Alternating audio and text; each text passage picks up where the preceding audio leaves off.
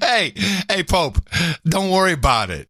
Adam Curry, John C. Dvorak. It's Thursday, August 30th, 2018. This is your award-winning Gitmo Nation Media Assassination, episode 1064. This is No Agenda. Getting to the bottom of all this monkey business and broadcasting live from the capital of the Drone Star State here in downtown Austin Tejas in the Cludio. In the morning, everybody. I'm Adam Curry. And from northern Silicon Valley, where I'm sealed for your protection, I'm John C. Dvorak. It's Crackpot and Buzzkill in the morning. Oh, and all along, I thought it was for freshness. Oh, gee. Just for protection. Who knew? You know. Yes. In the morning to you, sir. In the morning to you. Yeah. Hey, you don't have to yell at me. Like you're mad. In the morning, all ships at sea. Yeah, and the boots on the ground. Well, it was a show day on Sunday, and of course we had a shooting. I think if 3 people die, then it's considered a mass shooting, but you wouldn't know it from the mainstream media. They kind of came and went. What shooting are you referring to? Oh, the at the Madden game competition. Yeah. So the kid was, I guess he might have been on some kind of psychotropic drugs. He was under psychiatric care. But yeah, worst, it was all the elements that you want. Yeah, but worst of all, he was a Trump hater. So we just not hearing much about this anymore now, are we? Well, apparently the elections are underway. We're kind of we got the last couple primaries out of the way. We're heading to the midterms, the finals. Yes. In November, and we have to focus on other things. Yes, we can't be focusing on what's killing our young people. That would be ludicrous. And since we're mentioning, you might as well play my clip on the. What's the name of this clip? It's the Big Pharma. I just picked this off the internet. Some guys on one of the it's like a podcast, elaborate podcast where they have these different kinds of editorializing. Uh-huh. And this is the I saw this media and drug companies. Yeah, this is just the beginning of it. With the exception of CBS, every major media outlet in the United States shares at least one board member with at least one pharmaceutical company. Let me put that into perspective. These board members wake up, they go to a meeting at Merck or Pfizer, then they have their driver take them over to a meeting with NBC to decide what kind of programming that network is going to air. And for those board members who aren't pulling double duty with a media conglomerate and a big drug company, they still understand that they can't be mean to Big Pharma because Big Pharma pays their bills. Drug companies spend about $5 billion a year on advertising with these media outlets. I think we do a better job than wherever you pick that up from. He goes on and on, but the point is about this last shooting, you'll note. Yeah. This is one of the few times where it was actually brought into the conversation that this kid was on drugs. Well, he had been hospitalized. There's nothing about drugs. I don't see that discussed anywhere. I saw the thing. He was on Xanax and something else. Oh, okay. Nice. And as soon as that happens, they pull the story. It's all over. Now, isn't it interesting that CBS gets a pass in that little clip he only gets a pass, if you listen carefully, they only get a pass because they don't have a board member but who's still. on a drug company. Still. Well, I would get a pass for advertising. I was going to go completely the opposite way as we were talking about elections. Oh boy, I'm really excited. Do you know who's running for 2020? Maybe, possibly, could be. Well, there's been a lot, including Oprah. But. No, we know Oprah's not going to do it. No. Our favorite petite man with the big head. Let's talk about where you've been standing a lot, Congressman, and that is in Iowa. 10 times over the last year and a half is what has been reported. And I like Iowa. My dad's from Iowa. I was born there. Yeah. In Iowa. Yeah, you were born there. There you go. People running for president also like Iowa. Do you know who it is yet? Well, it's not Corker. It's not petite male. Yeah, there's a bunch of them, though. I mean, I immediately, as soon as you say that, I think of that guy over here at Cal, the professor. No, this is Swalwell. Oh, Swalwell? Yeah, listen, Wow, I heard you about spend that. a lot of time there. Have you? Swalwell's an idiot. He's only a congressman from California. He's never done anything. He's deluded. He's floating balloons. Are you going to run for president? Well, I'm going to do all I can first to win my way back to Congress. I'm helping a lot of colleagues, particularly there's three seats in Iowa where we have two of our candidates under the age of 40. And then after the midterms, Poppy, I am going to consider it. But right now, I'm helping candidates who are stepping up to protect our health care, protect paychecks, and protect the democracy. And I'm just inspired by so many new candidates who are bursts of new energy, ideas, so inspired. And leadership. There was the news in there. Where are all these leaders with leadership that's inspiring him so much? The only one I know of is AOC. She's rather inspiring. Considering it. So not a denial. You're thinking about running for president. Why do you think that you would be, A, your party's best shot at the Oval Office, and B, the single best person to lead this country? Well, Poppy, this president has just taken a wrecking ball to so many freedoms that help give me, a first-generation person in my family, to go to college and opportunity. Okay, let's just review that statement. This president has taken a wrecking ball to so many opportunities that freedoms that gave my family opportunities. I'm not sure what freedoms he's taken away. This country. Well, Poppy, this president has just taken a wrecking ball to so many freedoms that help give me, a first-generation person in my family, to go to college and opportunity. I was raised to believe that if you work hard, it means something. And I think that having experience and energy to give Americans a health care guarantee, invest in modern schools, to make sure that we green our grid and our infrastructure, that is the path forward. Hey, that's a new one. Green the grid. I like it. I like that. Green the grid. The future for our country is a page forward, and I'm going to consider it. But again, right now, the best way to cut our time in hell in half is to win Congress, and we shouldn't look beyond that. He's got his talking points, so I like that. There was a guy, I don't have it in front of me, and I probably should have printed it out, which is a editorial in the USA Today by a professor at Pennsylvania who teaches some screwball course. And it is a screwball course when you look at what it was. But he goes on and on about how we're in hell with this president, and we have to make a deal with the devil with him. We have to offer him a pardon. So he can resign. Yeah, something like that. It just goes on. It's like what? Yes, this is still ongoing. Actually, this is a holdover from Sunday's show. This is Kamala Harris, and yes, indeed, the impeachment is on, and it's on in the context of the appointed Judge Kavanaugh, who still has to go through his confirmation hearing. And I think the reasoning behind what she's about to say here is we can't even consider confirming Kavanaugh for the Supreme Court because he would then be judging or responsible for the ultimate decision in some kind of impeachment hearing. I really need to speak to and want to speak to what's happened in the last day. I believe that the future of our republic is very much in the balance. I believe the future of our democracy is very much in the balance. Our democracy, it's a tape glitch. Our republic, it's like a tabletop. It stands on 4 legs. And those legs are 3 independent, co-equal branches of government and a free and independent press. Oh, that's new. I didn't realize that. Is that the way you're supposed to see it? Not that I know of, but it's okay. I don't care. It's new for her. Those are 3 independent, co-equal branches of government and a free and independent press. And as it relates to the Kavanaugh nomination and the hearings that are scheduled to happen in just 2 weeks, I would suggest that an unindicted co-conspirator to a crime should not be in the business of having the ability to appoint someone to a lifetime position on the highest court in our land, a court which invariably would hear the matters that are the subject of this very discussion. It's off the rails. So that's what's happening right now. And I think it's imperative that everyone pay attention to this moment and understand and see it for what it is, which is it is going to be a question about the strength of our democracy and our republic. This is a serious matter. Yes, Kamala, I'm convinced that if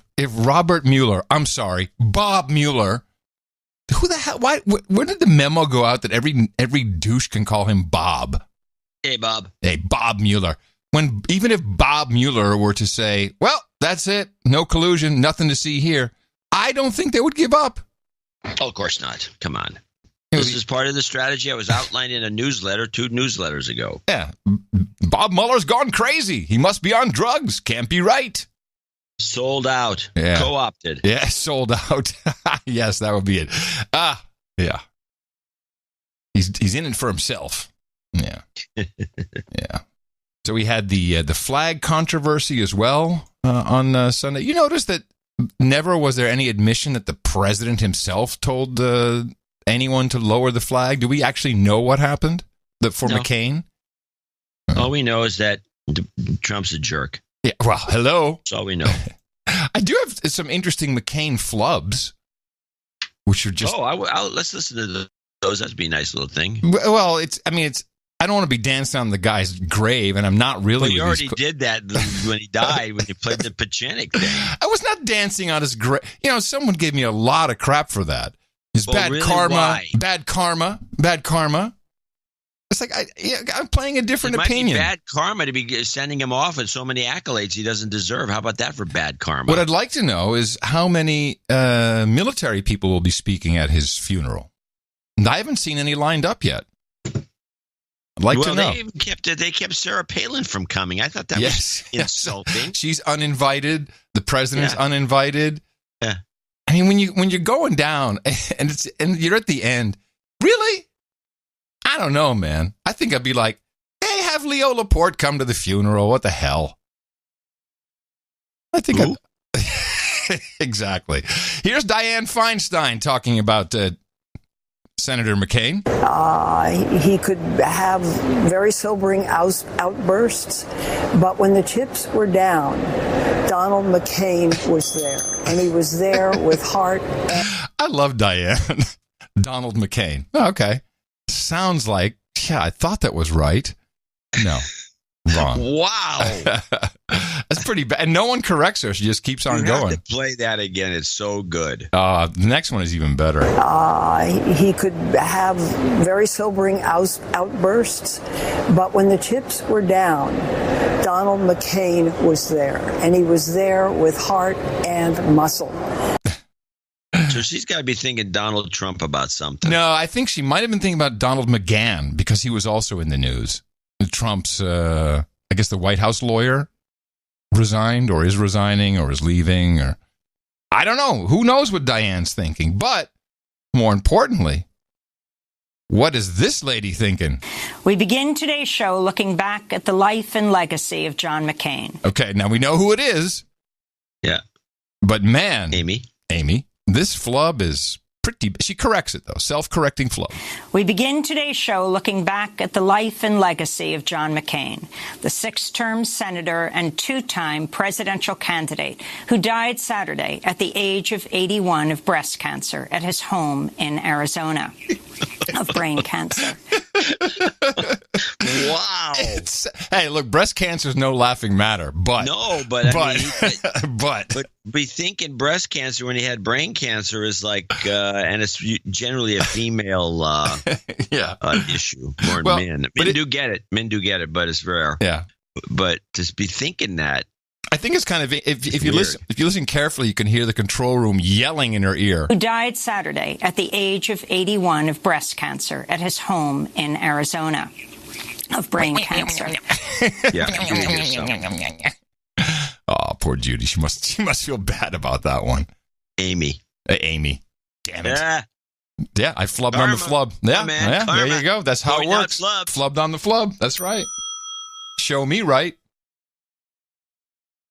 All right. Gotcha, bro. We were talking about Southwest. There's something being up with Southwest. Oh, yeah, with Southwest Air. Because their flights have been messed up, and you noticed it. And I got a note from Jeffrey Tuhig there in New Mexico.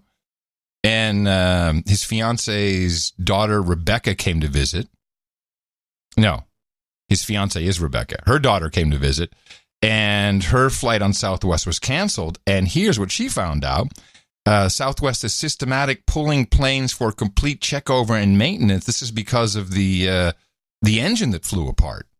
Oh, yeah. So they have to, I guess they're pretty tight with their planes, but they got to check them all. So that's what's happening. But that makes sense. It's problematic for the. It's going to go on for about a year then. It could go on for a while. Yeah, I think so. Huh. Yeah. Well, you heard it here first. Yes. Does make sense.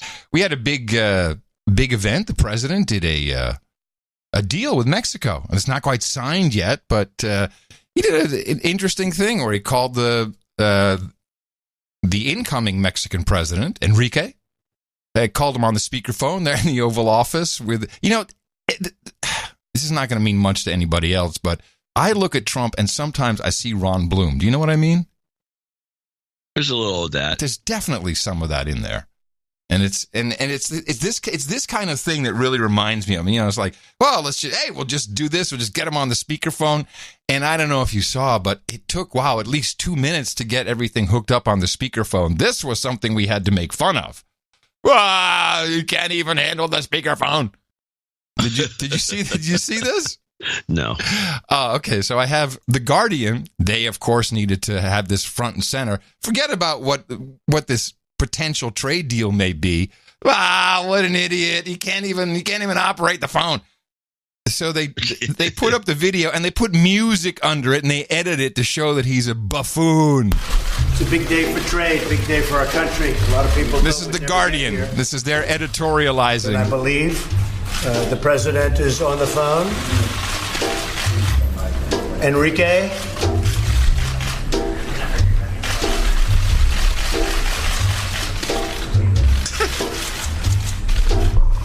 Yeah, you can hook him up.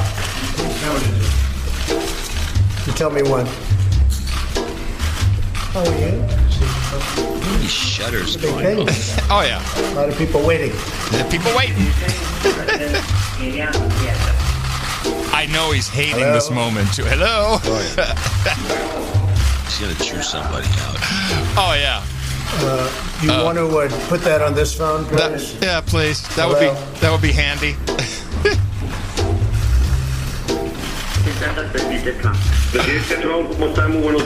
President Trump, how are you? Good morning. Thank you, Enrique. Yeah, that just keeps on going. And then, oh, my goodness, he said he hopes Canada joins. Oh, another slap in Trump's face. Meanwhile, our trade with Mexico in the United States is $500-600 billion a year. It's not insignificant.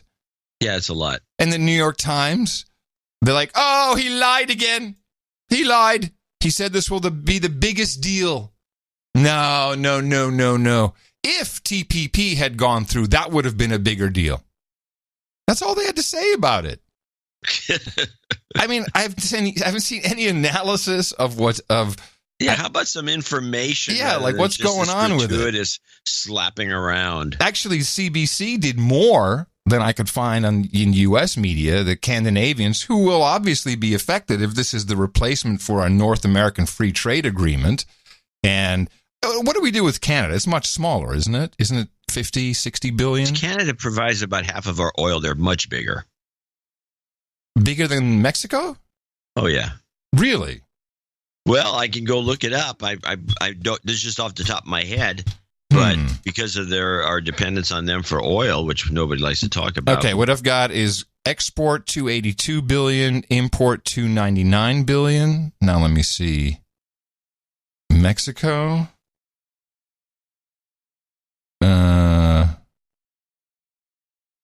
Mexico. Come on, Mexico. It doesn't even. That's interesting. I can't find it as fast as I did the other one. Well, it seems like Mexico may be bigger. Maybe I'm wrong. Maybe I don't know. No, maybe I'm wrong. Could be. No, Mexico being bigger would be you being right. Yes. Who knows? Anyway, we don't know anything. You're really flubbing a lot because of that flub stuff. This. If you end up pointing out the karma and then the flubs, I think this show is going to be This is going to be the flub show. Okay, we'll see how it rolls, and you'll know why. I really don't know what this is.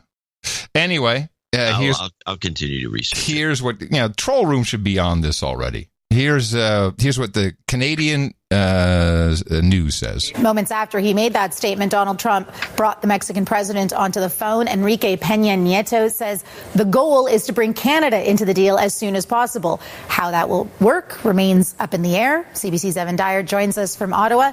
And Mexico's president mentioning Canada as many times as possible, it seemed there, Evan. Yes, that's right. This appears to have been an effort by the Mexicans to make it clear that they're not throwing Canada under the bus. The Mexicans, of course, went into this bilateral round of negotiations on the understanding that they were going to sort out some outstanding issues between themselves and the United States, issues that didn't really involve Canada. It wasn't supposed to lead to a new bilateral NAFTA that would exclude Canada. It wasn't supposed to lead to the abrogation of NAFTA and its replacement with a new bilateral trade deal called the United States-Mexico Trade Agreement. But that is clearly the way that President Trump is spinning it, with President Trump giving the impression that he doesn't really care very much whether Canada is invited to join or not, that the door is open, but that Canada would have to clearly, in his mind, accept some pretty significant concessions to be allowed in, with him pointing out that it would be the easiest thing we could do, as he put it, to slap car tariffs on Canada. So, rather an unexpected outcome if you look back at his campaign and all of his rhetoric about NAFTA, giving the impression that Mexico was the biggest problem, that Mexico was the country that was primarily ripping off, as he likes to say, the United States. And this, of course, is how this whole conversation about NAFTA began back during the campaign. But here we are 2 years later, and things have swung around to the point where he's happily announcing a deal, a fantastic deal with his friends, the outgoing and incoming Mexican president, of whom he can't say enough good things. And yet Canada is frozen out, and it appears that the clock is now ticking. He has essentially pulled the plug after the 90 days begins to tick away. The consultations on the new U.S.-Mexico trade agreement will begin as soon as something is signed. It will go before the Congress with an effort to get it out before December 1st, which is when the new Mexican president is inaugurated. So from the point of view of Canada, this is clearly a very extreme pressure tactic. This is I would not be that rude about your clips, douche. I'm more rude at that guy. That guy, holy mackerel. Who is he? Get him off. He's banned. He's Ben Boring is what he is. He's banned. He's been banned. Ben Boring. I like what the president is doing because I like the sales talking points, his sales job, which I think he's done pretty successfully by trying to really abstract trade balances and surpluses and deficits to the people and try to explain how we're being ripped off. And I think that works. I think a lot of people go, getting ripped off. I'm still trying to get these numbers, but I found this when you use Google, sometimes you get these little people also ask, and they get these things. So here's one. I've got a question for you real quick, right? As part of this. What is Mexico's largest export? Drugs. No. Piñatas. No. No. Turns out to be crude oil, which I think is pretty much what. So they bring a lot of crude oil in, and that's a lot. They have crude oil exports totaling $49 billion. Mm-hmm. So I think the Canadians have similar. So we get most of our oil from Canada and Mexico. Well. Meanwhile, we bitch about the Middle East constantly. Yeah. I tell you what's going to happen. I know exactly how this is going to go. We're going to get some kind of deal, and there will be a renegotiation of NAFTA.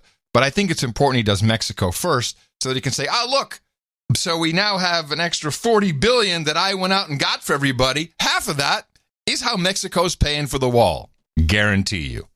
He could do that. That's what he's going to do. It wouldn't surprise me if he did. Yeah. But I say another real reason that you want to do Mexico first, because if both countries are oil exporters to the United States. Yeah, you can play them out against each other. Yeah, get a better deal. Which is probably what he's doing in the first place. That would be my guess. I will say, we had just about some of the things that Trump has done, has instigated the tax cuts. And we had a conversation when this took place months ago about what would it do to charitable giving, that there was worry in the nonprofit sector that people wouldn't be giving as much money anymore. Certainly, if there's caps on what you can deduct from income taxes, etc. And I have a report. Oh, okay. And I forgot to mention this on the last show. Getting back from Chicago, Tina was there with the Ronald McDonald House annual conference. Everybody from the whole world, all the houses. Right, major charity. Right. They received a donation from ABVIE, ABBVIE, which is, I think they're in construction. I have no idea. They usually construction donates to them. And they said, because of the tax breaks, we're giving $100 million to the Ronald McDonald House.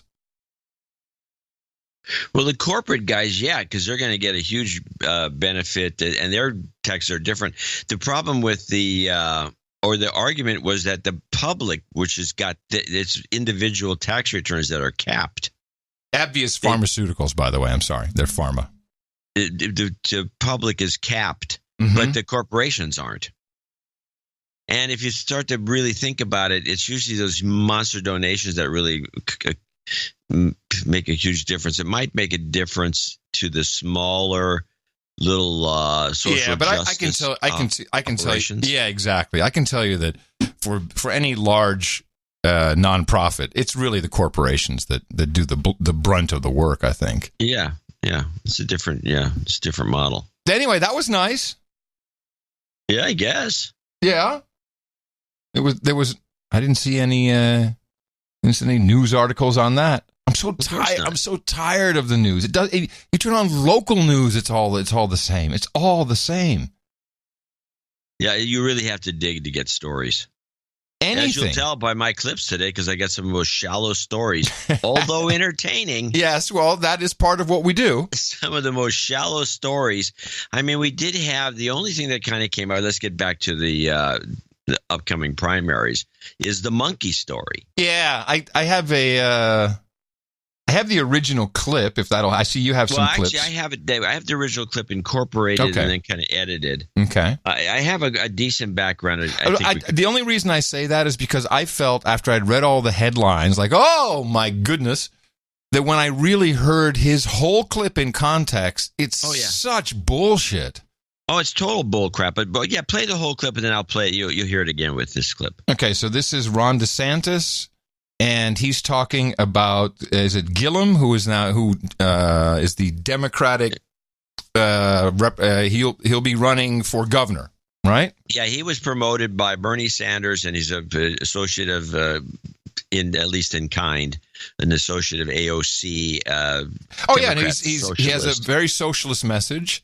Yeah. And in this context, it is important to understand that he's black. Well, look, I mean, Florida elections are always competitive. And, this is a guy who, although he's much too liberal for Florida, I think he's got huge problems with how he's governed Tallahassee. He is an articulate spokesman for those far left views, and he's a charismatic candidate. And, I watched those Democrat debates. None of that was my cup of tea. But, I mean, he performed better than the other people there. So we've got to work hard to make sure that we continue Florida going in a good direction. Let's build off the success we've had on Governor Scott. The last thing we need to do is to monkey this up by trying to embrace a socialist agenda with huge tax increases and bankrupting the state. That is not going to work. That's not going to be good for Florida. So, of course, immediately the headlines came out saying, he said articulate, and he said monkeying up. And you've got to be a racist prick if you receive those words and immediately translate it into racism. Yeah. How was your brain functioning? I mean, this is the Dimension B brain. What he clearly would have wanted to say is F it up, because that's what the term is. Mess it up, F it up, and somehow monkey came out. Oh, he must be racist. Oh, my goodness. I mean, people really believe this. And the weird thing is they've also transposed it to monkey business. They did that on PBS. I've heard that done a number of times. They said monkey business. No, dog whistle. Monkey business is a dog whistle? Yeah, if you say monkey business, it's a dog whistle to for racists. Racists. Yeah. All right. Well, let's listen to the way they handle this on PBS when they do the rundown. I thought, because the way they told the story to begin with, I thought they were... Wait, PBS picked this up as a story? Now you're reflecting my thoughts at the moment, which were, I was thinking, well, at least these idiots won't go on in that direction, because that's really kind of a CNN, MSNBC take on things. But no, they not only went there, but they worsened it, and they added a third element. So, Lisa, no sooner, though, did we see these results, and there's already some controversy in this contest. That's right. That's for the Senate. For Congressman DeSantis, this was a huge win, a much coveted prize for him, this primary win in Florida. This morning he goes on Fox News talking about now the race against Mr. Gillum, and he says something that's gotten a lot of attention. Let's play it. He is an articulate spokesman for those far-left views, and he's a charismatic candidate. The last thing we need to do is to monkey this up by trying to embrace a socialist agenda with huge tax increases and bankrupting the state. Not minutes later, but seconds later, of course, many people on Twitter pointing out that those are words monkeying around that are offensive to many African Americans and have long been used as race-baiting terms. And also the term articulate to describe a minority is something that is seen as not being as post-racial. The last time someone was accused of that, you know who that was? Chuck Schumer about Obama. Yeah.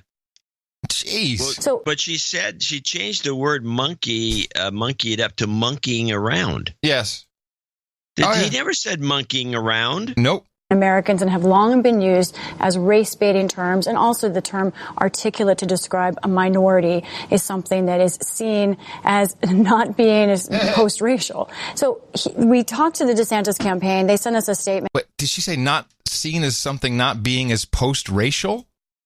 It's not being seen as post-racial, I guess. What's post-racial? Well, this is another one of these things that you and I and much of our audience don't seem to understand, which is because of Obama and because of the way what was taught in college today, everything that you do publicly should be post-racial. And post-racial doesn't mean there's no racism, no races. It means that you should be this is my interpretation. So you take it for what it is. Yeah. Everything you do should be extremely hypersensitive to anything, possibly to any element should be incredibly subtle, racially. You have to be squeaky clean. You have to be really cautious, so you can't say monkey it up or as she takes it, monkeying around. Yeah, which he didn't say, which will make the note of that. And then the other thing, which she pointed out, and you pointed out already, which is this saying the guy's articulate. Yeah. If I say that you're articulate, or if you say I'm articulate, that's fine. Yeah. But if you say a black guy's articulate, that's racism. Got it. Now, this to me is like a very – I don't understand how the black community at large – doesn't see this as incredibly insulting. So in other words, a black person cannot be articulate. That's what I'm saying. The people who come up with this are racist. They're the ones thinking that. Yeah. That's crazy. Well, is that clip played out? No. I'm sorry. Not even halfway through it, I'm already tripping. Seen as not being as post-racial. So we talked to the DeSantis campaign. They sent us a statement saying Ron DeSantis was obviously thinking about Floridians not making the wrong decision on policies and the policies that Gillum espouses. But Judy, I think this is resonating today. And for Republicans to have race be an issue right out of the gate is not just a problem overall in terms of Republicans' messaging, but in Florida. President Trump won in Florida, of course, we know in 2016. But we also know that that was a year that we saw large, sharp decreases in minority turnout in Florida. President Obama won in Florida twice. So if you see an African American at the top of the ballot, especially when there's concern about minority issues, it's something Democrats think could drive out their voters. And meantime, on the other side, Kyle, the president has endorsed DeSantis. He did it some time ago. Today, he's weighing in, already criticizing Gillum with a tweet, and I'm quoting. He said, "Not only did Congressman Ron DeSantis easily win in the Republican primary, but his opponent in November is his biggest dream, a failed socialist mayor named named Andrew Gillum, who's allowed crime and many other problems to flourish in his city. This is not what Florida wants or needs. Yeah. So now this is, of course, Trump being a racist. Racist. This would make nothing but sense to support this guy, who's obviously a racist because he used the word "he's racist." Monkey it up, yeah. Or it's a phrase, and he also said he also complimented the guy as being articulate, which is an insult. Yeah. So we have to get all these things straight. and now, so there's a third guy sitting there who's like this kind of sit down analyst, and he's listening to this whole thing, and he's a classic modern PBS NewsHour, lefty. And he's sitting there, and I know what he's doing. He's thinking, well, geez, they're going to throw it to me in a minute, and I got to come up with something to kind of like shake it up a bit. I earn my spurs. I'm going to have, and he thinks, I'm sure that's what he's thinking. He's thinking, I'm going to top this. Or at least put some icing on this cake or some lipstick on the pig. Hit it. I think that you may see Trump sort of echoing kind of a racially charged statement talking about crime in relation to an African American candidate. I will say there is sort of an X factor in this race, and that is that there's an FBI investigation of Tallahassee city government where Gillum is the mayor. It's not clear as to whether Gillum would be involved in that, but that is sort of a cloud hanging over his campaign, and I think a reason why some Democrats were sort of hesitant to support him in this campaign. Well, to be fair, we should say he says he's not. Now, at the very beginning of that, he pointed out, which is icing on the cake, that by Trump calling this guy out for running a crappy city, Tallahassee, that's crime-ridden, anytime you use crime-ridden in association with a black person, it's racist. It's racist because... Let me hear that again. Let me just hear it again. I think that you may see Trump sort of echoing kind of a racially charged statement talking about crime in relation to an African American candidate. I will say there is sort of an X factor in this race, that's unbelievable. Jeez. So if you're running a corrupt operation, totally corrupt, and it's crime-ridden town, and you're black, you can't be called out for it. Wow, what a pass you get. This is fantastic. And the thing is we're not catching all of these potential racist comments, because one of our producers sent me a note, and it was very thoughtful. You remember we were listening to Bill Maher, and he was saying, this is crazy. You need to have an ID to go shopping. Why shouldn't everybody on social media have an ID? You need an ID. Remember that? Yeah. Well, if we follow the logic of voter ID, requiring someone to have ID for something as simple as being on social media is in fact racist, because black people don't have IDs, as we've been told. Although we've seen more than a few reports of people who have actually gone into the black community. Of course. And all the blacks say, what, are we stupid? We all have IDs. Of course. But that's the kind of... To me, this is all subtle insults. Black people are too stupid to have IDs. Yeah. They're too stupid. How can you call one articulate? You must be mocking him. Because he's obviously not articulate. He's a black person. It's unbelievable. And everyone thinks this is fine, including the black community. And I do want to point out, this conversation... You're wrong, Dvorak. This conversation would not take place if we had advertisements. That would not be happening. You can't even talk about this anymore. No, and especially in this context, in the context of sheer insanity. Yes, well, everybody was all in on Trump being a racist once again. The rotation, you can look it up, TrumpRotation.com, as that came swinging around. And this was in the context, I think, two things, but really Antifa. I guess Don Lemon said something. Maybe the president responded to that. Here he is. And by the way, CNN, they've taken it as the format, the big head in the middle. That's now their format.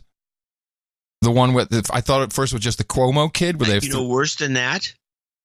Huh? I was flipping around on one of the systems, and I got CNN and Cuomo show. Yeah. On the regular show, his head is like taking up, instead of most of these are shoulder shots. No, it's full on head, just head. It's just head. It's just a giant head.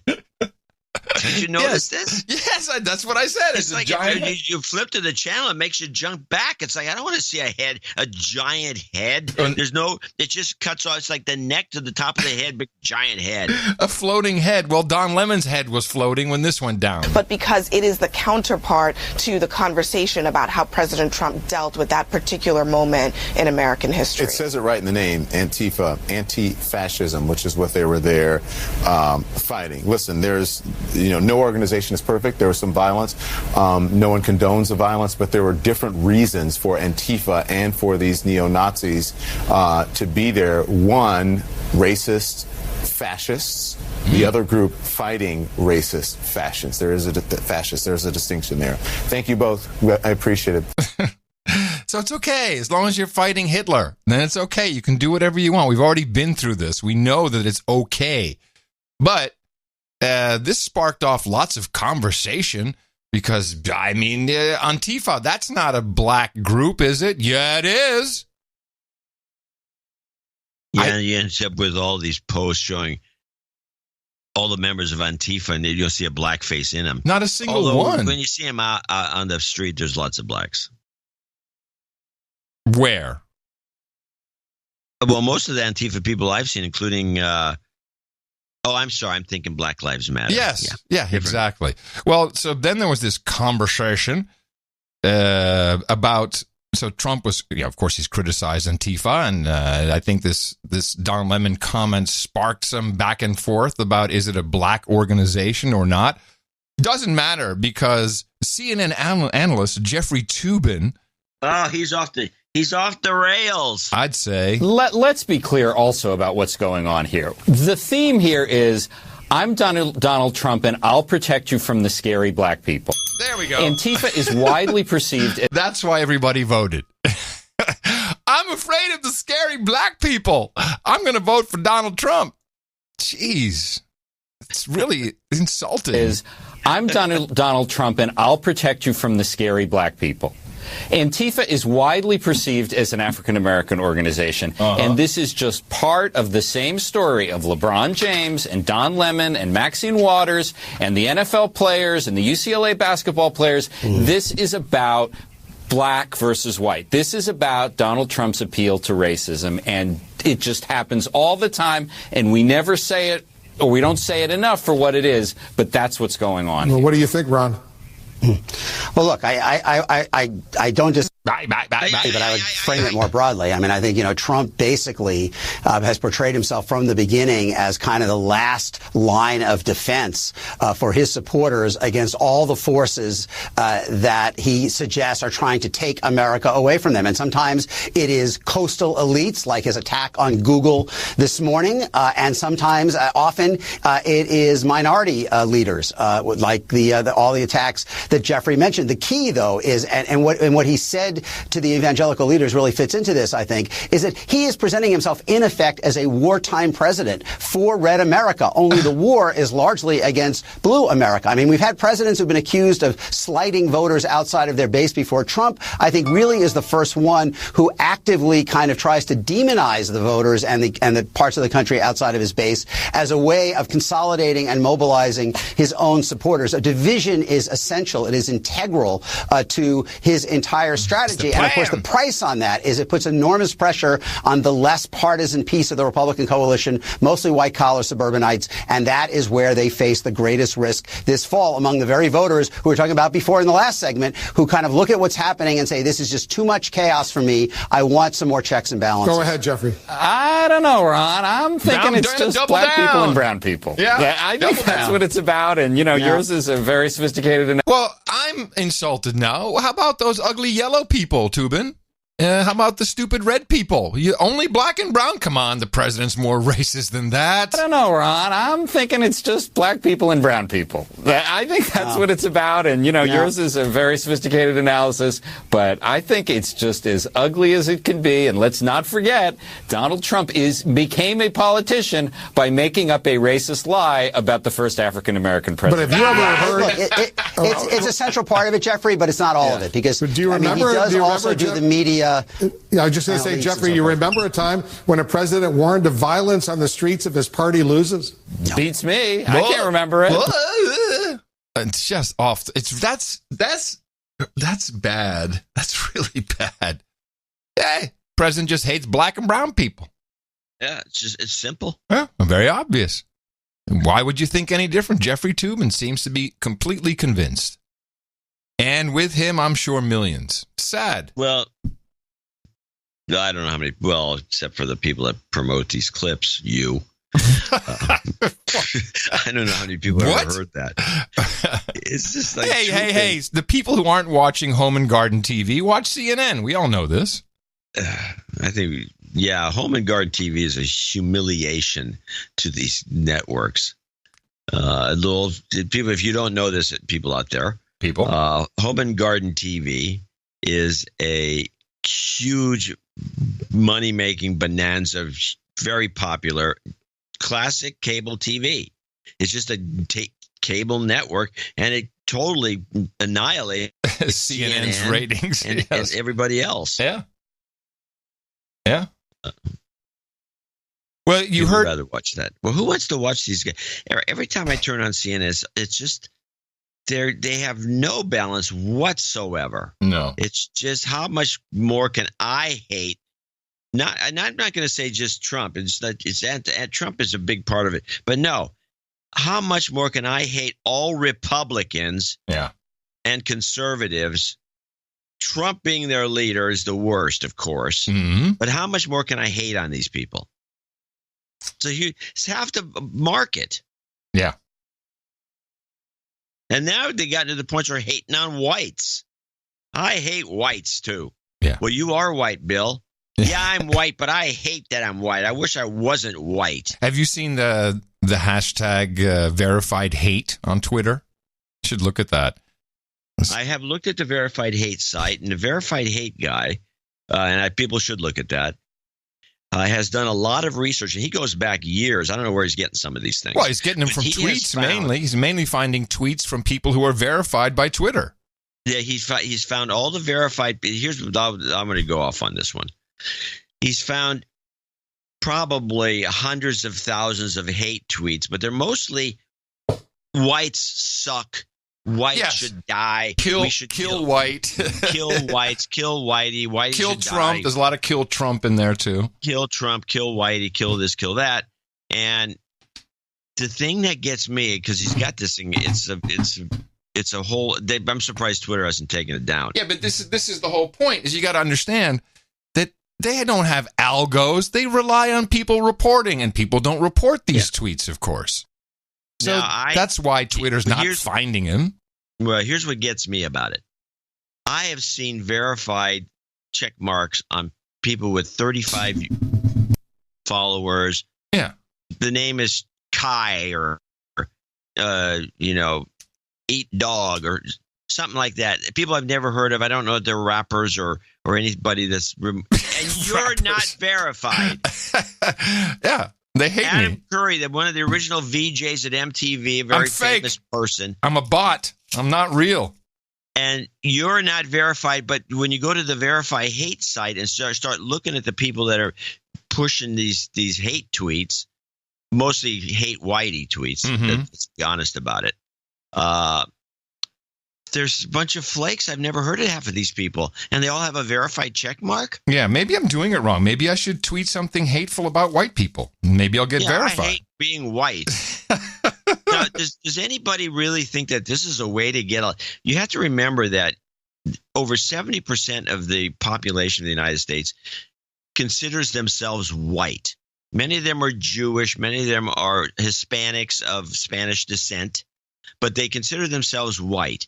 So what is the benefit to the Democratic Party to alienate these people if they want to get in office? And what is the benefit to the news media to alienate 70% of the United States by hating on whitey? Well, first of all, I disagree with you. What's the benefit? I just want to know what the benefit is. Well, I think you're wrong. I think that there is a large percentage of the 70% that agrees. I'm the problem. Yeah, there are people that have actually tweeted a lot, that. John. A lot. I'm the problem. Well, they're idiots. I mean, they're fools. So Jay's fiance, he is taking a course in understanding modern pop culture. Okay, they teach that? Interesting.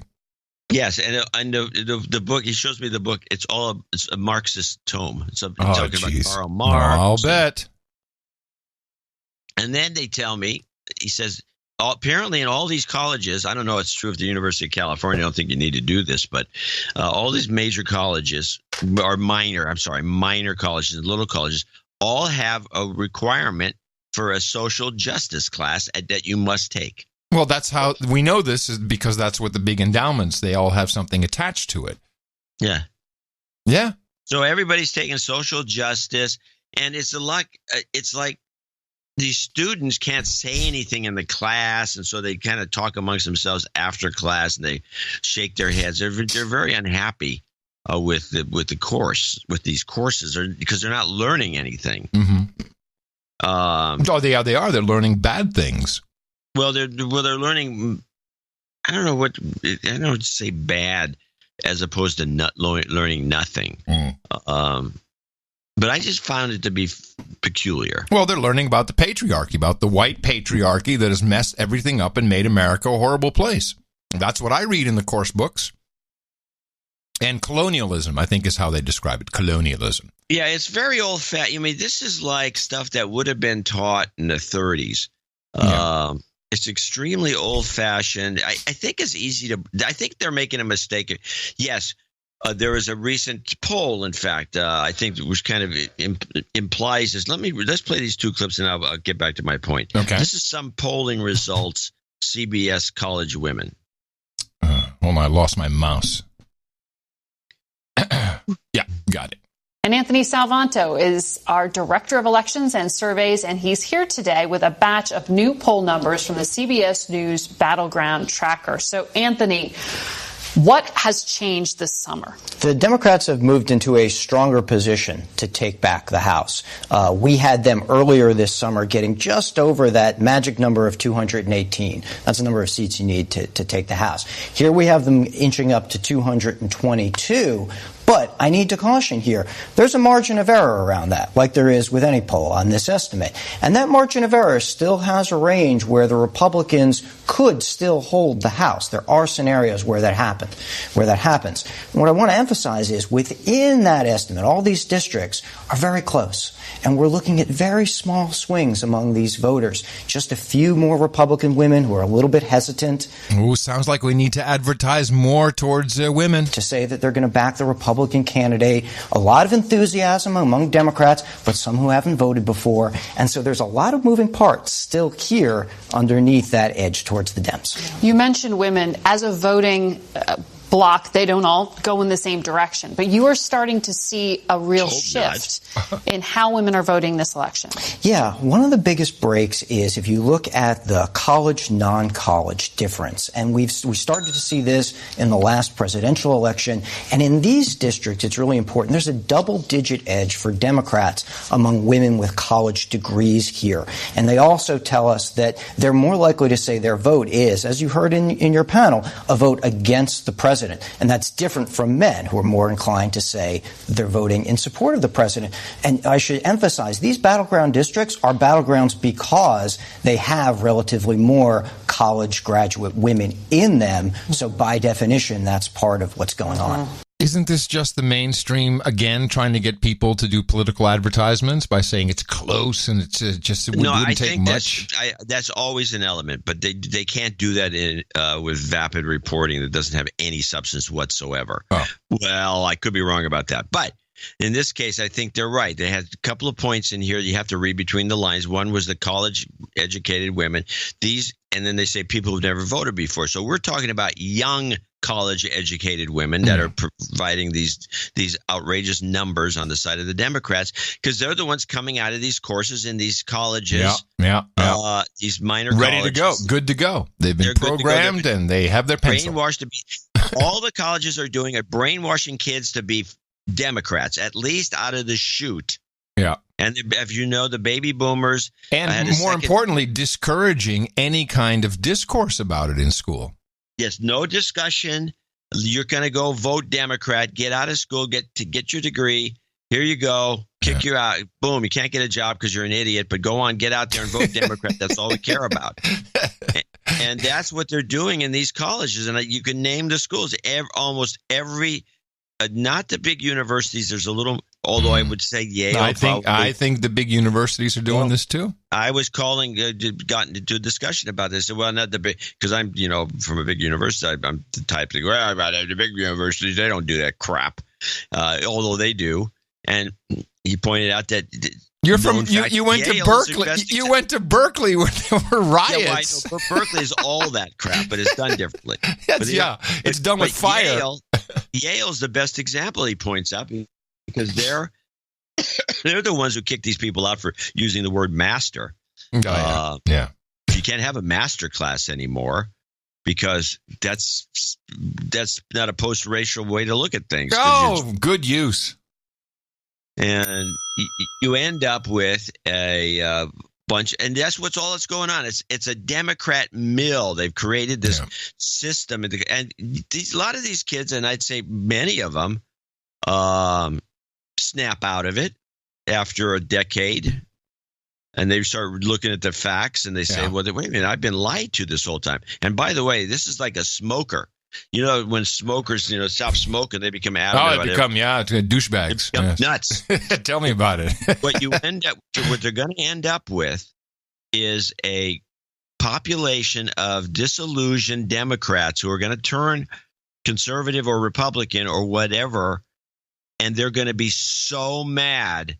They're never going to relinquish they're going to not even become free thinkers. They're just going to be knee-jerk Republicans. And it's all because they created with these lies that we try to uncover. Mm-hmm. They created this horde of Democrat students coming out of college. They're just going to vote Democrat because it's the only way to go. Yeah, I went to see my voodoo doctor, Dr. Ron, for my applied kinesiology. Yeah. And I love doing that. He's like pushing down in my hand. Yeah, you need this. This is good. This is not so good. And do a little acupuncture. And I said, so what's the patient load like these days? What do you get? And he said, I'm seeing a lot of stress. Really? A lot of adrenal issues, which is, directly related to the amygdala. Because, people have a lot of adrenal issues, tons of stress, more than normal. And I understand. You know what you get from this? You get really bad illnesses. When people are this frustrated, your body will start to eat itself. Sometimes we call it cancer. It's very unhealthy. Well, there's more than a few ailments that fall into the category of your body turning on itself. Yeah, I'm just pulling out one we all understand. Because I think that's a big part of it. This is a creation. It's artificial. The media has been feeding it, and it's all to just feed the Democrat Party need for votes because they can't get votes on the issues. They can't get votes on the issues. They can get votes by calling people racists or idiots or red-faced dumb screw-ups or whatever you want to do to Cheeto head. Cheeto head. I'm not voting for him. And it's like you damn Cheeto head. And which is a hateful way of doing things. They're in trouble. Yeah. And I will bring this up. This is an obscurity, but I'm not unsubscribing to the idea, which is what talk show host Rush Limbaugh has been promoting. His thesis is that what's going to happen in these midterms is not going to be what anybody expects because the Republican base is getting so annoyed with the coverage that they're going to come out in droves. It may be. Right. Generally speaking, the Republican, any party on the off years, they just stay home because we got our guy in. When is the last time that a party had the three branches and kept it during the midterms? That seems I don't rare. Know. There's no time I remember. Maybe that once. Seems rare. Once during Clinton, maybe once during Reagan. But yeah, it seems very rare. But in this case, his theory is that this is all backfiring, which is kind of my thesis. I'm sorry, three branches and the press, I should have said. What am I thinking? They pushed this hate Trump agenda in the election that got him elected, and now they're continuing to push it. It didn't work the first time. Yeah. Yeah. Anyway, so that's where we're. What's the second clip you have on this? This is the follow-up. Yeah, play it. That's happening. Historically, and I know Anthony talks about this, you expect about 30 seats to be lost for the president's party in power. What the president's trying to do is defy history and basically say, can I nationalize my local Trump voters to support a local candidate? If he can do that and get out to all those states he wants to get to those last 30 days, that changes this from a referendum, which it normally is on the president's policies and his character, to a nationalized election saying that we fear open borders, we have a strong economy, you have to be patient and wait for the long-term effect. And that's been the challenge. Leslie brings up a really good point about who's more motivated to vote in this election. Mm-hmm. And we've been seeing in all these special elections for the House, Democrats have been outperforming their traditional vote percentage. They have been turning out at a higher percentage. And my colleague looked at the last special election in Ohio, where you have a great combination. This is around the Columbus suburbs and the more rural parts of Ohio. In the Columbus suburbs, where you're going to see a lot of these voters like we saw here in suburban Virginia, they turned out at about 60% of their 2016 average. Okay, so they were turning out at a very high rate for a special. Are we going to go through this again where it's all going to be 95% blue wave certainty? It's just not going to pan out. I mean, when will it stop? When? Election. In the very Trump rural parts of the district. Remember, Trump went into this district and campaigned. The vice president went into this district and campaigned. They only turned out at 40%. Yeah. So there is also a limit. And I think there was one voter in there, I can't remember her name, who mentioned about, I'm going to vote for, I'm a Republican, but I'm going to vote for a Republican, but I really don't like Congress, right? And that's really the challenge is Trump's success was based on the fact that he trashed all of Congress, including Republican members of Congress, right? He spent most of 2017 attacking Mitch McConnell, attacking the ineptness of the Republicans in Congress to pass an Obamacare repeal. Now to go back into those voters and say, I know you like me and you like that I shake it up, but I need you to vote for these establishment hacks in Congress that I keep attacking. That's a very difficult thing to do. Who is this person?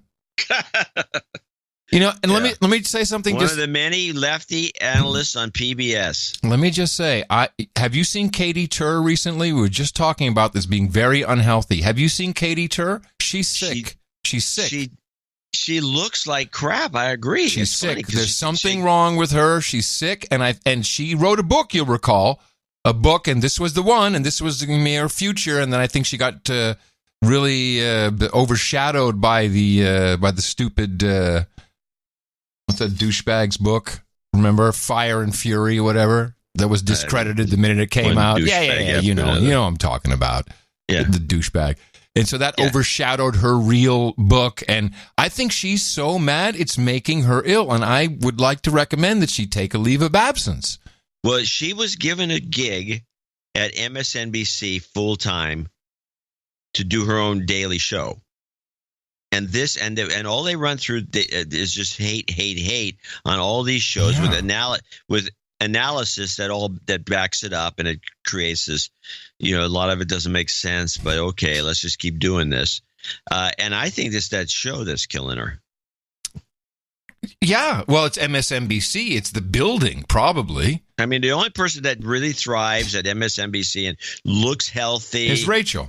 Yes, Rachel. Yeah. She's very healthy looking. She's just all in. She's like the devil. Nothing can hurt her. She's having the time of her life. She's number one. She's kicking butt. She's not number one. She's number two. Yeah.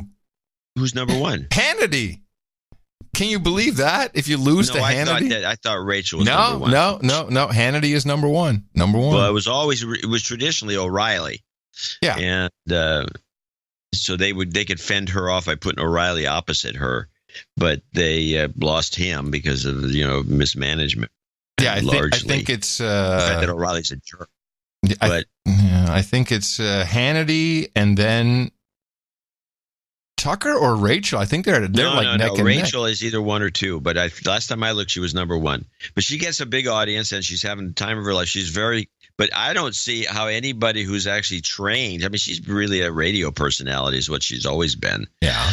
I don't see anyone who's really trained in journalism and objective reporting can sustain themselves in that environment. I think you're right. She doesn't look right. She doesn't look sick. No, Katie looks sick, and I am worried. I'm worried about a lot of people. I don't mind that they have different thoughts, but it's really going to make a lot of people sick, and and people like, well, Rachel, I think is good that she's in it and she's healthy, because the minute she starts to go down, she'll take a lot of people with her. This is contagious. It's just my thought. So then this is based. Let's back up. We have to remember that this whole line of thinking was based on your visit to the chiropractor. Yeah, well, and I'm just giving you what he said. He said, I'm seeing a lot of stress issues, a lot of adrenal gland problems. Now, what I always like to point out is, why is there a lot of stress? Is it because the traffic is too busy because things are going well, or you got a new job? I mean, what is going on that is creating this stress? Objectively, what can you point to? Oh, well, that the Trump's fact president? that I mean, so what? No, that Hitler is president, and he's pro the Nazis who are against the white Black Lives Matter Antifa people. Yes, that's what's going on. People really believe that he's Hitler. You can't just say this over and over again and not have someone pick up on it. I mean, we laugh because we've been around. We're also old. So we're like, They said this of Bush, and I'm sure they said of Nixon. Bush was the Antichrist. He was the Antichrist. He was also Hitler at some point. So, we've heard this. We've heard this, but people are not prepared. They have no idea what's happening to them. Fine. Well, especially with the kind of brainwashing they're getting in school. The school systems, both high school, I'd say it starts at grammar school, high school, and college now, which I never thought was going to get as bad as it's gotten. But they're just pushing out people that are just dumb. Well, we'll be talking more about this and the purge after we thank a few people for helping keep our show on the rails. And with that, I'd like to thank you for your courage. Before you thank me, I should mention that at 10:20, I believe, I'm going to check it out. We had a nice little earthquake here. Oh, that made me wonder if we're going to go off the air. How nice? How little was it? And why didn't you mention it? I'm on a big rock, so the thing, it's hard to tell it from here. But it was enough that I noticed it. Yeah. You okay? You feel okay? Do you think we can thank people, or do we have to wait? Well, I was thinking that we could probably wait a second while I kind of come down from this earthquake high, and then I can maybe. And he's got the spreadsheet open. Yes, with that, I'd like to thank you for your courage to say in the morning to you, John C., where the C stands for college, non-college, Dvorak. In the morning to you, Mr. Adam Curry. Also in the morning to ships at the sea and the feet in the air and the subs in the water. And all the dames and nights out there. And we say in the morning to our troll room at noagendastream.com. Good to have you guys there. As always, let me see how many people are listening with us. Let's see. We can check this. No, I guess I'm not allowed to check it. 933. Well, little under. Normally have about 1,000 for our Thursday show. It sounded like it started off rocky. It's my karma.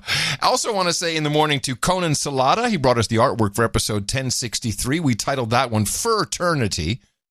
And this was, only if you listened to the show would you understand this artwork. It was great. It was a bunch of millennials sitting around having brunch with kinetic sand. And that fit perfectly in that particular episode. And we actually looked up kinetic sand, which is sand that's fun and easy to play with, which is what you need these days. It's the new kind of sand. It's the new sand. It's post-racial. It's better than old sand. It's post-racial sand is what it is. It's really nice. And I want to thank Conan and then, of course, thank all of our artists who diligently upload to noagendaartgenerator.com as part of our value network, and we really appreciate it.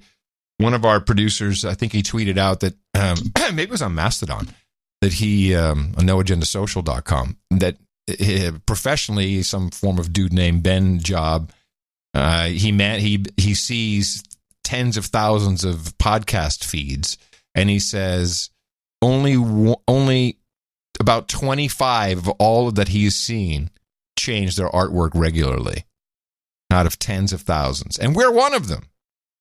25? There's that many? Yeah. Apparently, there's some other smart people out there. Yeah. Huh. That surprises me. So we appreciate it. Thank you, artists.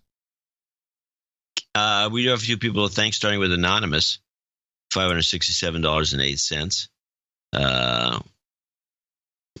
He says, cold read. Okay. All I want is John and Mimi signed picture. Okay, I got to put you on a separate list. Incredible. Like No Agenda, I donated anonymously instantly. 10K goes easy. Love you guys. About that, stay committed. No real conflict. About that, stay committed. Okay. Yeah. Nice. All right, Anonymous. Thank you. John, make sure you send out that picture. I'm going to have trouble with this one because I think I sent him a note. Yeah, I think I maybe sent him a note. Because I need his address. Some anonymous donation doesn't help. Kevin McLean, Port St. Lucie, Florida, $500. And I looked him up and couldn't find a note or anything. Huh. So I don't have anything either, as far as I can tell. Okay, well, just give Kevin some karma. We can always do a little bit of karma. Here we go. You've got karma. Aaron Christensen in Frankfurt on Main in Deutschland, 387.75. Deutschlander. In the morning, gents, I heard about No Agenda about a year and a half ago, and I decided it's time to donate. I know you have a plan for knighthood whereby Aussies can, he's an Aussie in Deutschland, where Aussies can join the round table for $1,000 ruse. Oh. Yeah, if you're in Australia, not if you're in Germany, making, actually, we should ask €1,000 euros.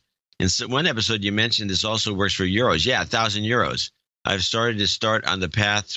Okay, well, this is better. This is good news. On the path to Euro knighthood, which is a bonus knighthood, although it might not be for long. Since I live in Frankfurt, with this donation of $333.33, I wanted to get started. Well, I'm still 33. Aha. As a tech millennial, I wanted to add a note about your criticisms of AI machine learning. It's basically statistics. Deep learning is where you take a bunch of data and let the computer find the statistical correlations on its own using a lot of algebra and a lot of CPU time. Turns out that computers are very good at this. After the computer creates a statistical model, it can be used to generate probable correlations based on sets of input. This works surprisingly well, and a computer-generated model trained on good data is often better at predicting correlations than a human. This technology is real and very impressive. It's what's behind software like image recognition, which has its moments of usefulness. It has its moments, sure. Some of it.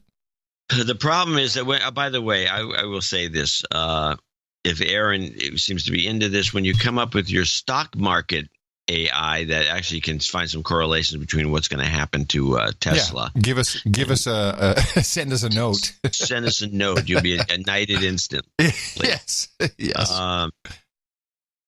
The problem with this, humans try to do with it because the problem is what humans try to do with it because this technology is impressive. The current trend in AI is to attempt to shoehorn every problem into statistical modeling, and that doesn't work. Anyway, jingle request. You had that clip of the SJW screaming over and over. Then someone took it and put some really nice 70s kind of rock behind it. I don't know what the hell this is, John. There may have been some goat scream mixed in. Not sure. Anyway, what's that show for the end of show, if possible? And so we have to assume it's not. I have no idea. What is this? Let me see.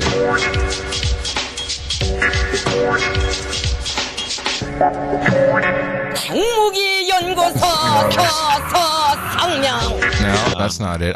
Is that Social Justice Warrior there? No, that's the Korean lady. I really don't know what it is.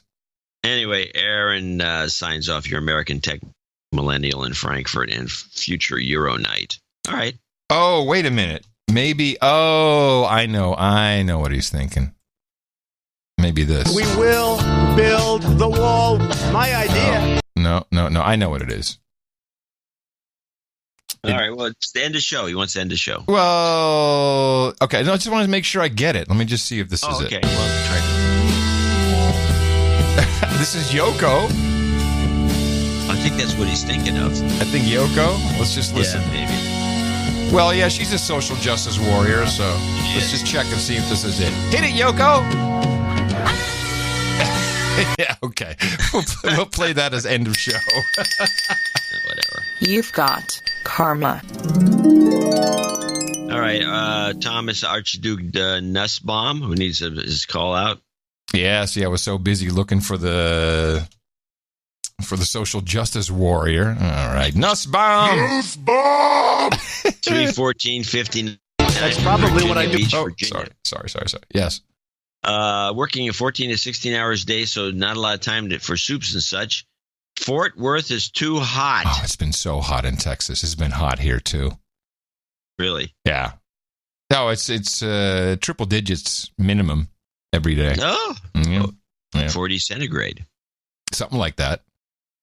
Lori Eigel, I think, in Dayton, Ohio. She drops down to associate executive producers with $200 donation in Dayton. Happy birthday to my loving husband, Jeff. Life is full for ups and downs, but definitely more ups with you by my side.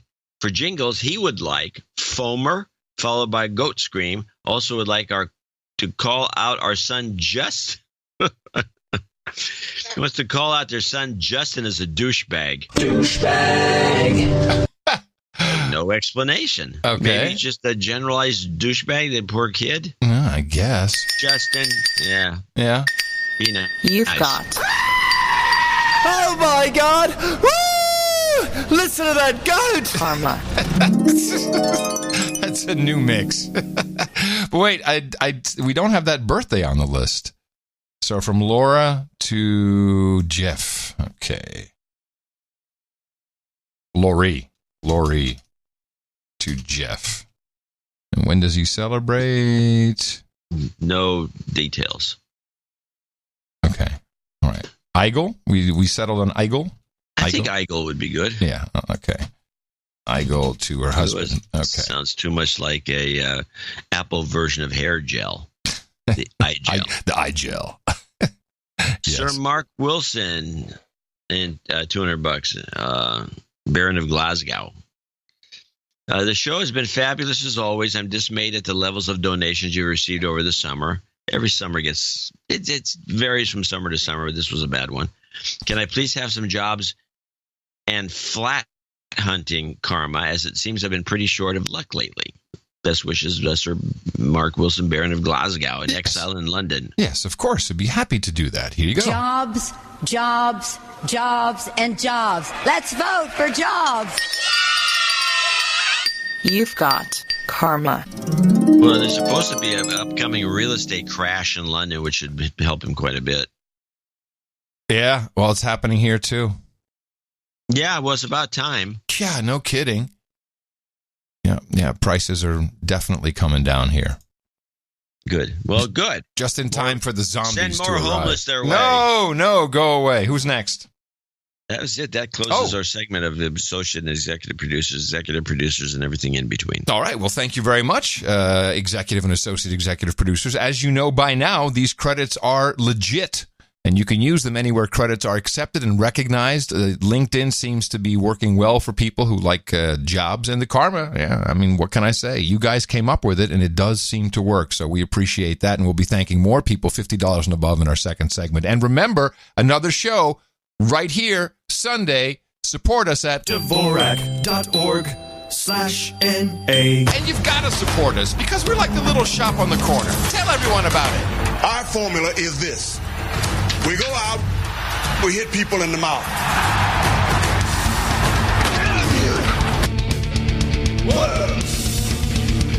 Shut up, slave. Shut up, slave. So the president leveled the playing field a little bit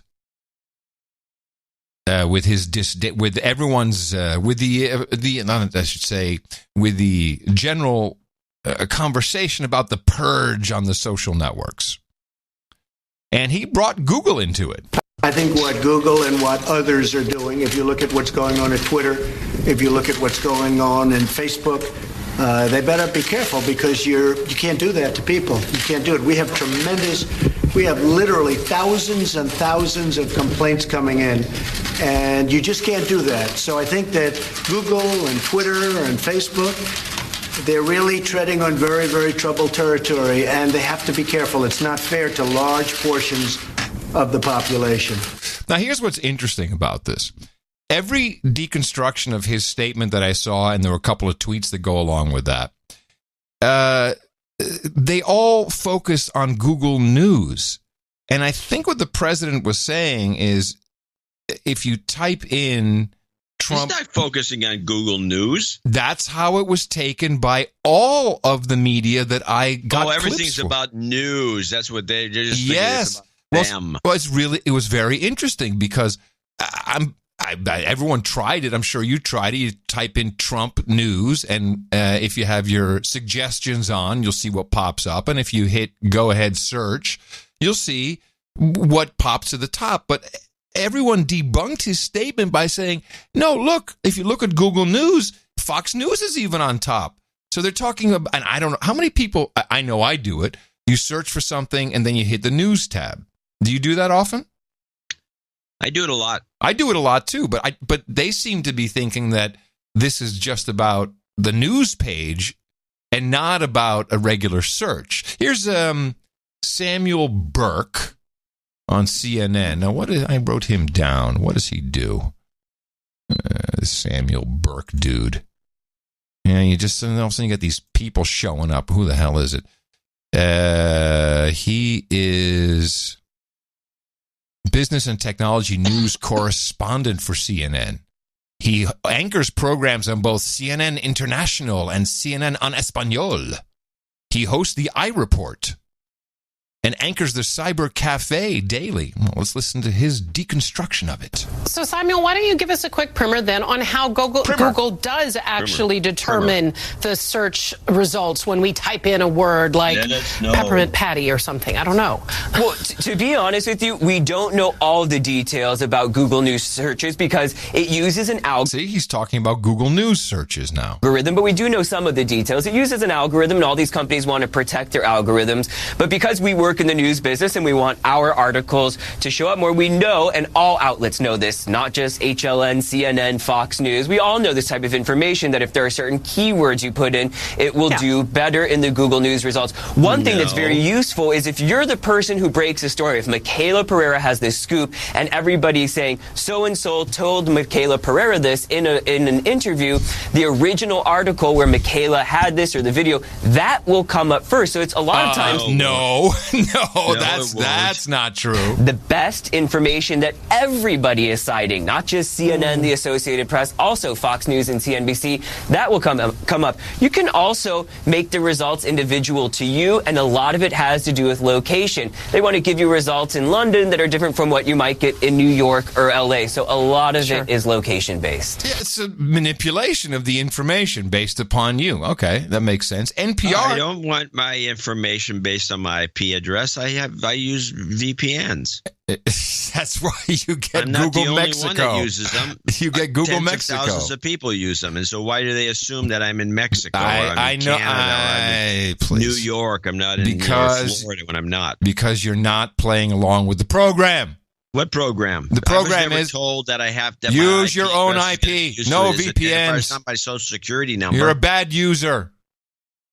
Here's NPR saying the same thing. But tell us more about what Google and the industry are saying about the charge of suppressing conservative media. Sure. So Google is saying that, look, they don't incorporate political leanings into their search results. And that's probably true. If you look at Google News results, which... Again, Google News results. Is what Trump specifically is talking about. No, I don't think that's not what he's talking about. A recent research came out last month that says, actually, they are pretty mainstream. They stick with, if anything, they over-index for large publications like the New York Times and CNN, which, of course, if you're Trump, means fake news. But in general, these are just mainstream reputable reputations that Google News leans. Oh, they're mainstream reputable reputations. This is new.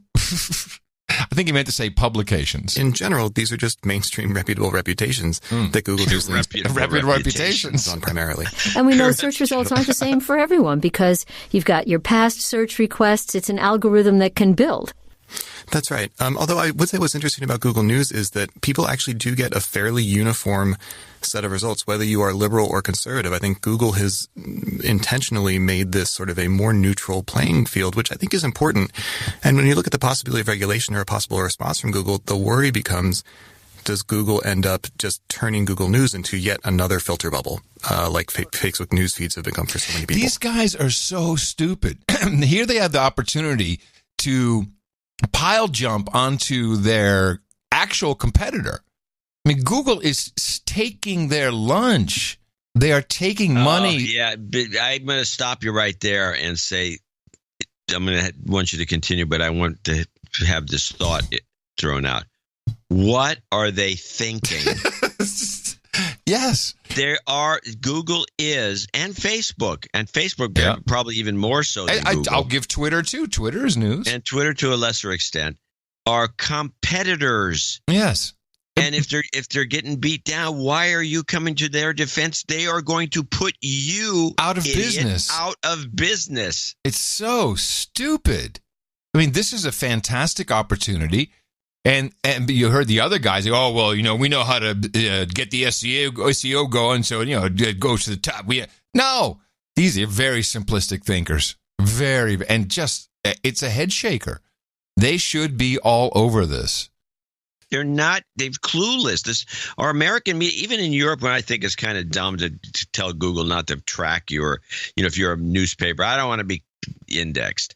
I think there's some stupidity to that, but at the same time, if you're looking at them as competitors, you might want to make some noise about it. Yeah. Well, but these guys are so dumb, and I've said this before in columns. I put this in about every once in a while. I give them a needle by saying, our mainstream media, in particular, the big shots, the guys who are looking at everything, and they make the big money. They make millions of dollars per year to do this. Many of them make tens of millions. And nobody predicted that they were going to get borderline wiped out by the internet. Yeah. They just didn't see it. Because they're terrible at their job. Yeah, there you go. Here's NPR taking this one step further. I thought for an outfit like NPR, I expected better. President Trump is again attacking Alphabet's Google, Facebook, Twitter, and other tech companies, accusing them of trying to silence people. Well, I think that Google and Facebook and Twitter, I think they treat conservatives and Republicans very unfairly. Addressing reporters at the White House today, Trump also made an unsubstantiated statement that the company's activities may be illegal. He's targeting the tech giants after they recently announced they'd identified and shut down fake pages or accounts linked to Russia and Iran that appear to be spreading misinformation about politics or policies. So there's NPR basically saying, oh, he did this because he wanted to distract from some other bad news. Oh, yeah. But instead of arguing the point, but listen, but not just bad news, but that the Russian bots that he, of course, is all for have been busted. I mean, listen again. This is low for NPR. Let me see. Let me rack this up again. President Trump is again attacking Hold on. Here we are. He's targeting the tech giants after they recently announced they'd identified and shut down fake pages or accounts linked to Russia and Iran that appear to be spreading misinformation about politics or policies. I mean, that's low. Yeah, no, they did the association right. You're right. That was a good catch. That's not journalism. I mean, why don't you just say, he's clearly. Why don't you lower yourself even lower to MSNBC and just say he's doing it to distract? Because they just say it. They're not trying to be pussyfoot around it like NPR. That's disgusting. And by the way, not journalism. I'm always tempted to write about this, although you have to really do a little more research than I'm willing to do. If you look at the child pornography laws, there are provisions about storing these photos and keeping them or whatever you're doing. How come these large operations that store photos for free online, or like Tumblr, for example, has a lot of very, very lewd photos in its archives? How come somebody doesn't bust these guys, these big companies that are storing these horrible photos? Well, not just storing, but they're identifying them. We know from the Facebook video reviewer interview in the Dutch newspaper that they're seeing this stuff. Are they also reporting it? There you go. I mean, Are they reporting it? Are they just saying, "Oh, no good, get rid of it"? Or are people getting picked up for this? You would hope so. You'd hope so, but I doubt it. It's too much work. If I've got a wide open system and I've just let the thing go nuts, and people are uploading all sorts of illegal material by today's standards and by today's laws, and many of the laws are very harsh, and my system is filled to the brim with them. Mm-hmm. How come I'm not taken to jail? Because you're Google. I don't know. You get a pass. You get a pass. Here's a different question that I saw raised. Facebook and Google are both, and Twitter, I don't know, but Facebook and Google are both government contractors. Right? They have government contracts. And plenty of them. Well, that puts certain responsibilities on them. And I don't know if they segregate this out by business units or maybe by calling yourself Alphabet and moving Google over somewhere else. But you can't just suppress speech if you're a government contractor. So I believe certain laws start to apply to you if you are, in fact, a contractor. You're partially the government. Maybe. Is there anything to that? I don't know. I never thought of that. I was just like, oh, that's interesting. We got lawyers out there. Maybe some of them can give some insight into this. For sure, though, we saw the first. I was kind of waiting for this to happen. The mob kicked someone off of Mastodon. So, for those of you who do not know, there's a decentralized social network. It stemmed, I think, originally from GNU Social, and now you have it's a protocol, and many different types of community servers can speak this, and so you can follow people all over the world. It's like a Twitter, decentralized Twitter. Yeah, decentralized Twitter, where the only person who can kick you off is the person whose server you're on. Or, of course, if you're on a server that doesn't want to be bothered by KKK Nazi quadroons, you can block the entire other server, which I think is the way it should go. But we had a celebrity move away from Twitter, leave Twitter, and go to the Federation, as we call it, the Federation of Social Networking Space. Wil Wheaton. Yes. Where did he quit Twitter? He quit Twitter. Went. He already had an account on Mastodon. He started posting again, and the mob. I think it might have been a Mastodon.social. The mob. So you mean the mob, insofar as the public, not the mafia? No, the mob, the online mob. Yeah, they just started reporting him over and over again until the administrator said, "Hey, man, I can't deal with this anymore. I got to kick you off the server." So they're kicking people off there too. It's great. It's fantastic. Wow. Now he has options. Call that kind of thing, that pressure. It's not doxing. That's a different thing. No. Well, but this is be a name for doing something like that to someone. Well, yeah, it's called the power of the people, which I'm still baffled. The only people who figured this out are Media Matters, the New Outfit, Sleeping Giant.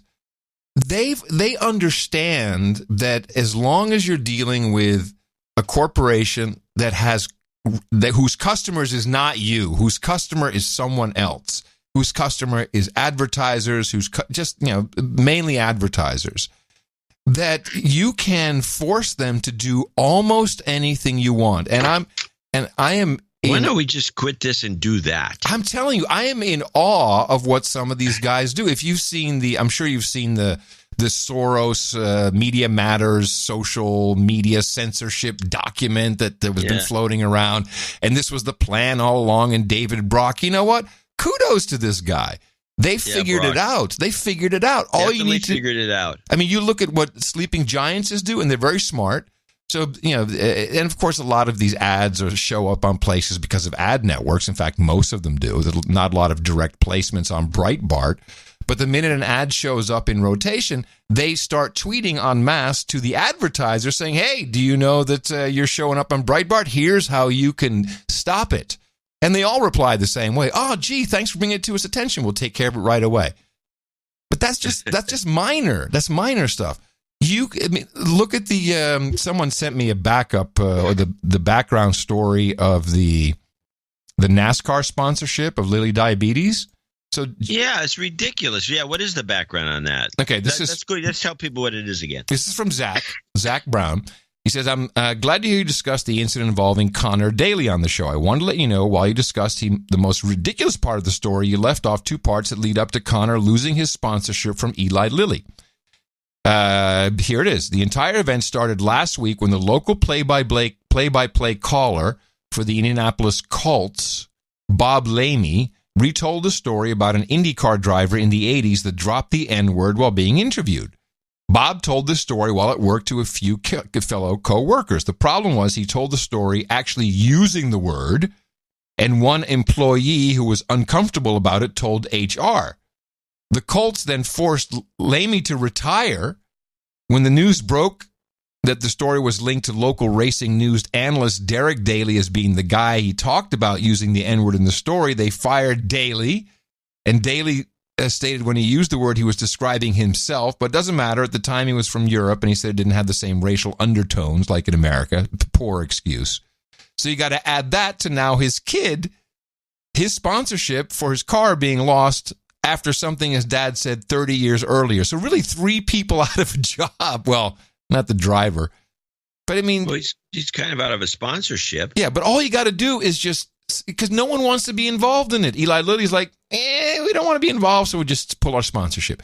There is so much power. Take a chance? There is so much power that you're right. If we quit this, we took our mailing list and we said, all right, everyone, here's what we're going to do today. And we could just go after firm. It's like the digital version of the Al Sharpton racket. And it works. And you know what?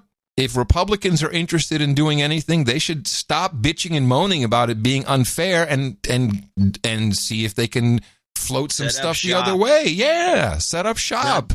Now, this reminds me of 2 other issues. San Francisco's poop problem. They got a problem? They have a poop map. So everyone's pooping in San Francisco. So now some store owners are paying people not to poop anywhere near their store. Oh, excellent gig. And to take it one step further. Anybody can participate in this. Now, to take it one step further, the idea, and that this is partially my idea, but I think it's also has to be happening anyway. I'm just thinking it's logical. You pay these guys who are public poopers to go poop in front of your competition store. Hey, I see you pooping there. Or just go around the city. See you pooping all over the place. Hey, I'm going to tell you what. I'm going to give you $20, and I want you to go poop in front of Macy's, especially the front door. Just go poop there. And if you do that, I'll give you $20 a week if you keep doing it. That's got to be happening. If you get anybody to help you, like they're going to poop, I'll give them 10. So just everybody go poop out in front of Macy's, and you make some money on the side. I don't know if Macy's anyway. I don't know if Macy's could do much worse. I don't think the poop will make people go in. Lightweights. What do you mean lightweights? No. San Francisco's got them. They got RVs. They got trailers. They got people living in their cars. They got people on the streets. They living in tents. They're shooting up. It's unbelievable. Hundreds of thousands of homeless eating from garbage cans in America. Woo! And pooping on the streets in San Francisco. And then there's nothing better when you're pooping on the streets in San Francisco. Calling out around the world. Be careful where you put your feet. Did you hear that song? We played it at end of show mix. I love that song. Pooping in the streets. Very funny. Now I have a native ad, which I think kind of fits into this little. Well, we're done with it. We're done with this. I guess so. That's all I needed, was just to say that there's a funny idea. Right. Well, I was just going to go back to the whole purge and just wrap that up, and just say that there's still, I guess, is it Warner still floating? Warner still floating as regulations, trying to hold that in front of them. But the tech giants had a secret meeting at Twitter headquarters, and I think supposedly, I don't believe anyone went to this meeting, but I suppose some people would go. Oh, okay. I mean, you're like the CEO, your Page or one of these guys, or Tim Cook, and you're working you're down in Cupertino, you're going to haul your butt up to this meeting to the poop street. No, you're not right. going. It's like you got other things to do. Who leaked that then? Who put that out there? What do you think that was about? Was it Twitter just being hopeful? BuzzFeed. Maybe it was to make it seem that something's going on, or we're concerned. I have no idea. Maybe I got it here. BuzzFeed News first reported on the meeting after obtaining an email sent by Facebook's head of cybersecurity policy inviting a dozen companies to meet at Twitter's headquarters. Okay, it was low level. All right. Well, they're not going to do anything. But I will say, what is the response going to be when it doesn't matter who wins or who loses? It'll be Russian bots. It'll be some version of their fault. Don't you think? Oh, maybe. It's not going to leave the building for a while. Let's put it that way. Anyway, let's get back to this native ad that I found. I think was the most egregious ever. You'd think it would say native ad. Yes, but I'm going to give you the cue, and I'm glad it doesn't because I don't want you playing it yet because it needs to be set up. ABC News with David Muir is the one that I cite as constantly as the biggest violator of journalistic edict or integrity with these native ads they keep doing. But I've never seen one quite like this. I don't even have the whole ad. I got most of it. But this was a part of they have this thing at the end of all their news shows called Made in America. Oh, Made in America. Then they go highlight some company that's Made in America. Oh, there's the pillow guy and somebody's making sheet metal buckets. MyPillow.com? That guy. And so there'd be somebody with making galvanized buckets. Oh, it's Made in America. It's Made in America. It's Made in America. But I've never seen anything quite this promotional. David Muir goes into the field to discuss the thing, and the whole thing goes on and on and on. And then so I have some commentary to make about the whole thing because it's misleading. It just play this now. You'll remember those commercials. They've been around a long time. But did you know the story behind this classic? You remember the ads and the challenge. Bet you can't eat just one. And we were up for it. With millions getting together this Labor Day weekend, we go right to the chip aisle. I know it well. Hey, David. Chris, how are you? Great to meet you. Good to see you, too. I'll go anywhere where I can get some chips. Frito-Lay, Ruffles, Tostitos, and, of course, Lay's chips. Made with potatoes right here in America. It's the classic, right? Yes. Which is why you call it the classic. That's right. An American classic from an American inventor, H.W. Lay. He was a traveling salesman during the Great Depression. 1931, he started peddling chips out of the back of his truck. Seriously. And that's how he made a living. It was. Selling potato chips out of this Ford Model A. At the same time, C.E. Doolin had bought the recipe for another American classic, Fritos, and he started making them out of his mother's kitchen. So he's making Fritos. H.W. Lay is making his chips. They're competing against one another, and who knew that they would combine? That's right. That's how Frito-Lay became Frito-Lay. Those two of them joining forces together. 1961. With a little hyphen in the middle. That's right. Workers on the line inspecting the chips, just 10 cents a bag back then. And all these years later, the potatoes still from farmers across America. 120 farms in 25 states. Black Gold Farms in Live Oak, Florida, among them. My great-grandpa started growing potatoes in 1928. And we're potato people. We enjoy potatoes. Those potatoes loaded and trucked 2.5 hours north to Perry, Georgia. 1,230 workers waiting to turn them into those famous Lay's chips. 30 plants in the U.S., and it turns out 4 to 5 potatoes go into every bag of chips. My husband and I, we play a game in the grocery store. Looking for Lay's chips in your shopping cart. It keeps grocery shopping interesting for us. While back at that grocery store, we're going to have to, put the camera on hold here. So I'll sample them. Time for the taste test. No one can eat just one, thanks to those farmers and those workers tonight. Made in America! Wow. It is impossible to eat just one. I tried. Wow. 2 minutes. 2 minutes. Well, it was I took a lot of spaces out. It was longer than 2 minutes. It was about 2:15. And it was a jaw dropper. This is Made in America. This is the shallowest made in America they've ever done, and it's an obvious just pre-Labor Day promotion for potato chips, and leading the public to believe that this idiot Lay was actually the guy who invented them. Man. And I do want to give the background on potato chips. So well, first of all, we might also want to point out this is owned by Pepsi. Pepsi owns Frito-Lay. And this is just, I don't know, is this a make good or is this a setup or whatever? I think you're right. A straight up native ad sold by the advertising department. I agree. And I think you're right. It's a setup for Labor Day and get everybody into the mood. We got to buy some chips. Might as well get the Frito-Lay chips. Jeez. Oh. And sadly, it was just a dumb story. It wasn't even interesting. And then they had some woman, they had to pat it with this woman saying, my husband, it's just some woman that works there. My husband and I play a game. We look for Frito-Lay bags in grocery carts. Yes, that's a kind great of a game you play. Is that what you're playing with your husband? You'll find something a little sexier. So let me just get a little background for people so they know what's going on. The potato chip. We're getting the history of the potato chip. Yeah, where do you think it was invented? Germany. I would think France. But no. Chip patato? No. Nope. Invented in 1817, by the way, not 1937 by this guy Lay, in UK. The earliest known recipe for something similar to today's potato chips is William Kitchener's cookbook, The Cook's Oracle, first published in 1817, which was a bestseller in England and the United States. I'd love to get a copy.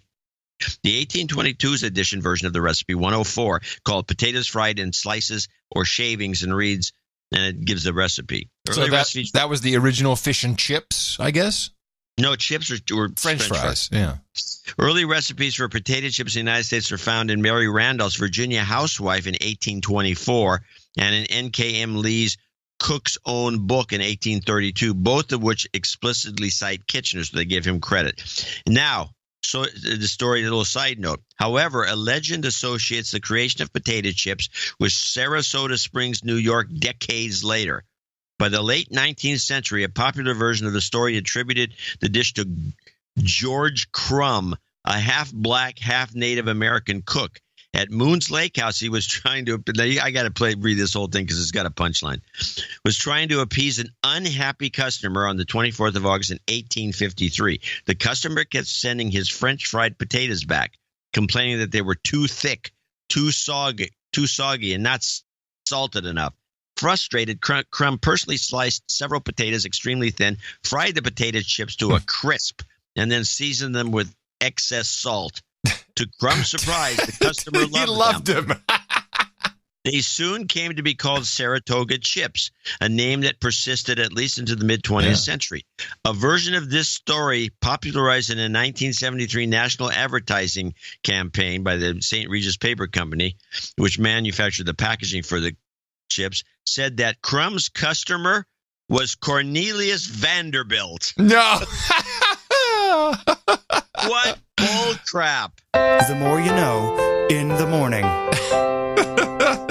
Oh, wow. I feel so schooled. Yeah. You already know more than a college graduate coming out of one of these schools. Yes. Well, yes, good. Since I don't have no. I don't have. So that thing was disgusting. It was a disgusting story. I'm not going to buy Frito-Lay's potato chips. No, boycotting. There you go. That's what we need. Now boycotting. I'm just not going to buy them. Now tell 20,000 of your friends, and we got power. Yeah, well.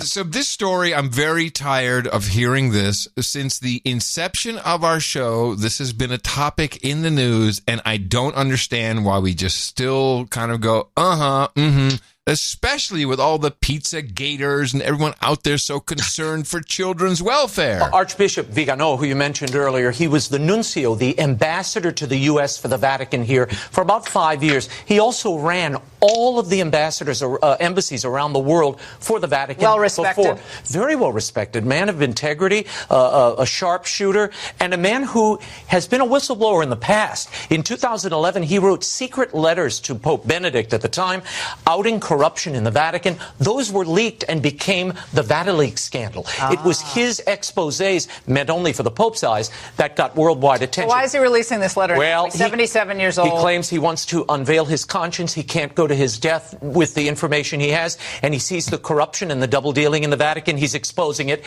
His allegation, the principal one, is that between 2009 and 2010, Pope Benedict imposed a penalty on Archbishop McCarrick because he knew they had paid settlements to men that he had abused. He also took him out of public ministry. Now, when Pope Francis became Pope, Vigano claims he informed the Pope himself of McCarrick's misdeeds, and the Pope ignored this and restored McCarrick. We should put up the full screen. I want people to see this. This is a full screen from the letter of Vigano. Watch this. It says, Francis knew from at least June of 2013 that McCarrick was a serial predator. What? In an extremely dramatic moment for the Universal Church, he must acknowledge his mistakes, and in keeping with the proclaimed principle of zero tolerance, Pope Francis must be the first to set a good example for cardinals and bishops who covered up for McCarrick's abuses and resign along with all of them. He's calling for the Pope's resignation and for all of these people. This is exploding all around the world. And this is coming on that big family meeting in Ireland, which was not well attended, by the way. Yeah, at the family meeting in Ireland, apparently, according to reporting, and this is all over the Dutch press, Pope Francis said that children who show, quote, homosexual tendencies should be treated with understanding and not to be condemned or ignored. Here's the Pope reacting to the news on a plane returning from that family conference in Ireland. I read it, and I will say sincerely that I must say this to you and all of you who are interested. Read the document carefully and judge it for yourselves. I will not say one word on this. I think the statement speaks for itself.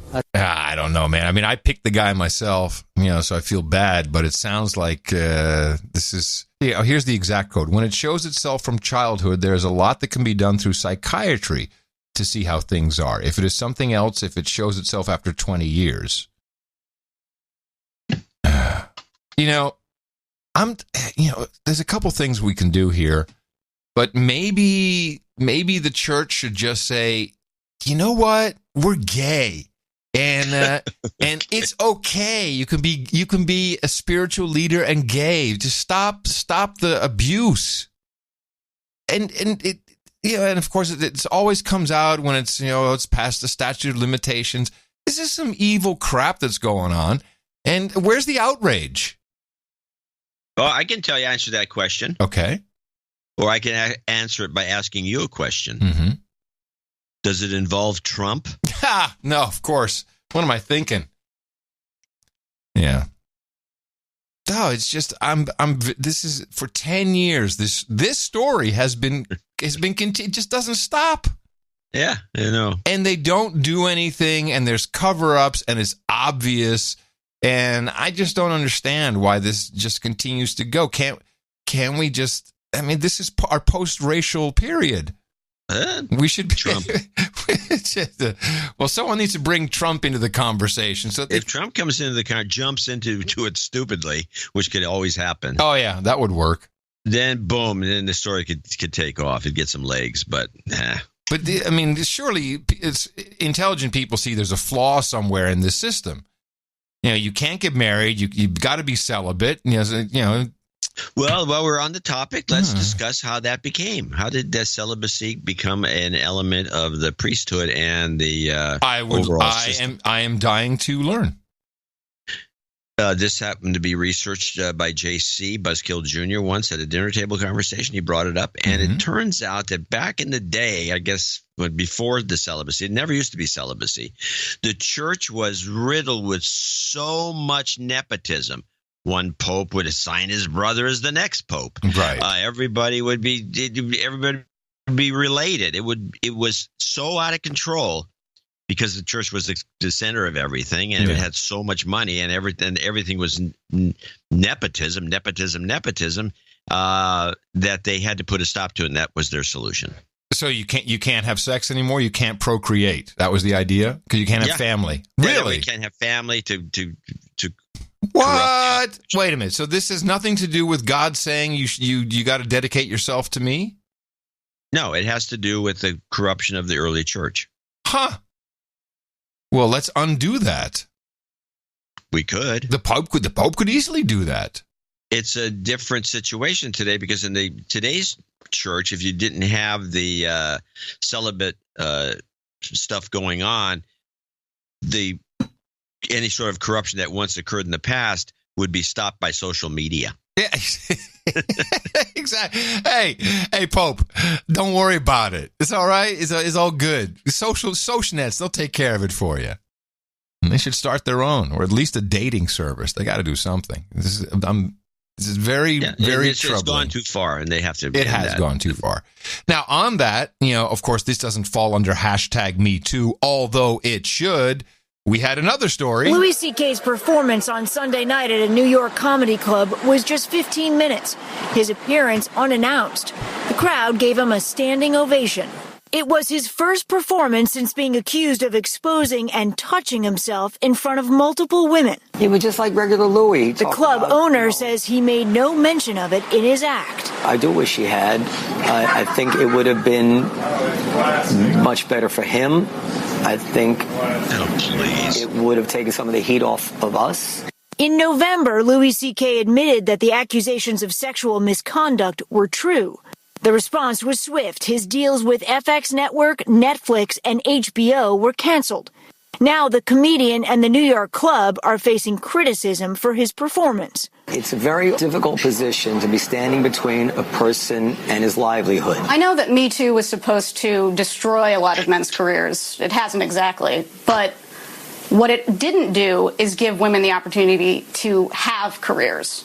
Last May, one of Louis C.K.'s accusers, Rebecca Corey. I'm not sure what. Well, we can listen to that again. She's referring to the comic, I think the women that he was jacking off in front of for unknown reasons. Some unknown reason. For unknown reasons. What the hell's that guy doing over there? What is he doing? There were comics, female comics, and I think. Okay, I got you. So that actually, his masturbation in those situations, I think, may have been his review of their sets.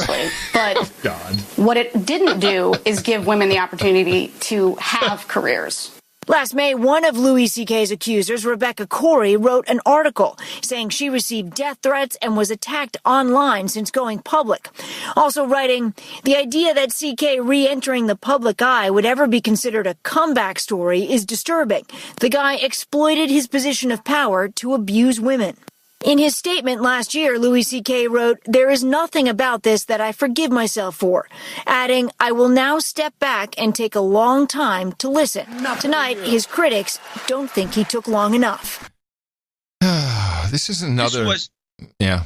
Well, first of all, let's remember, this was a 15-minute set, which is like open mic kind of time you get. Yeah. He went up there and did 15 minutes and left.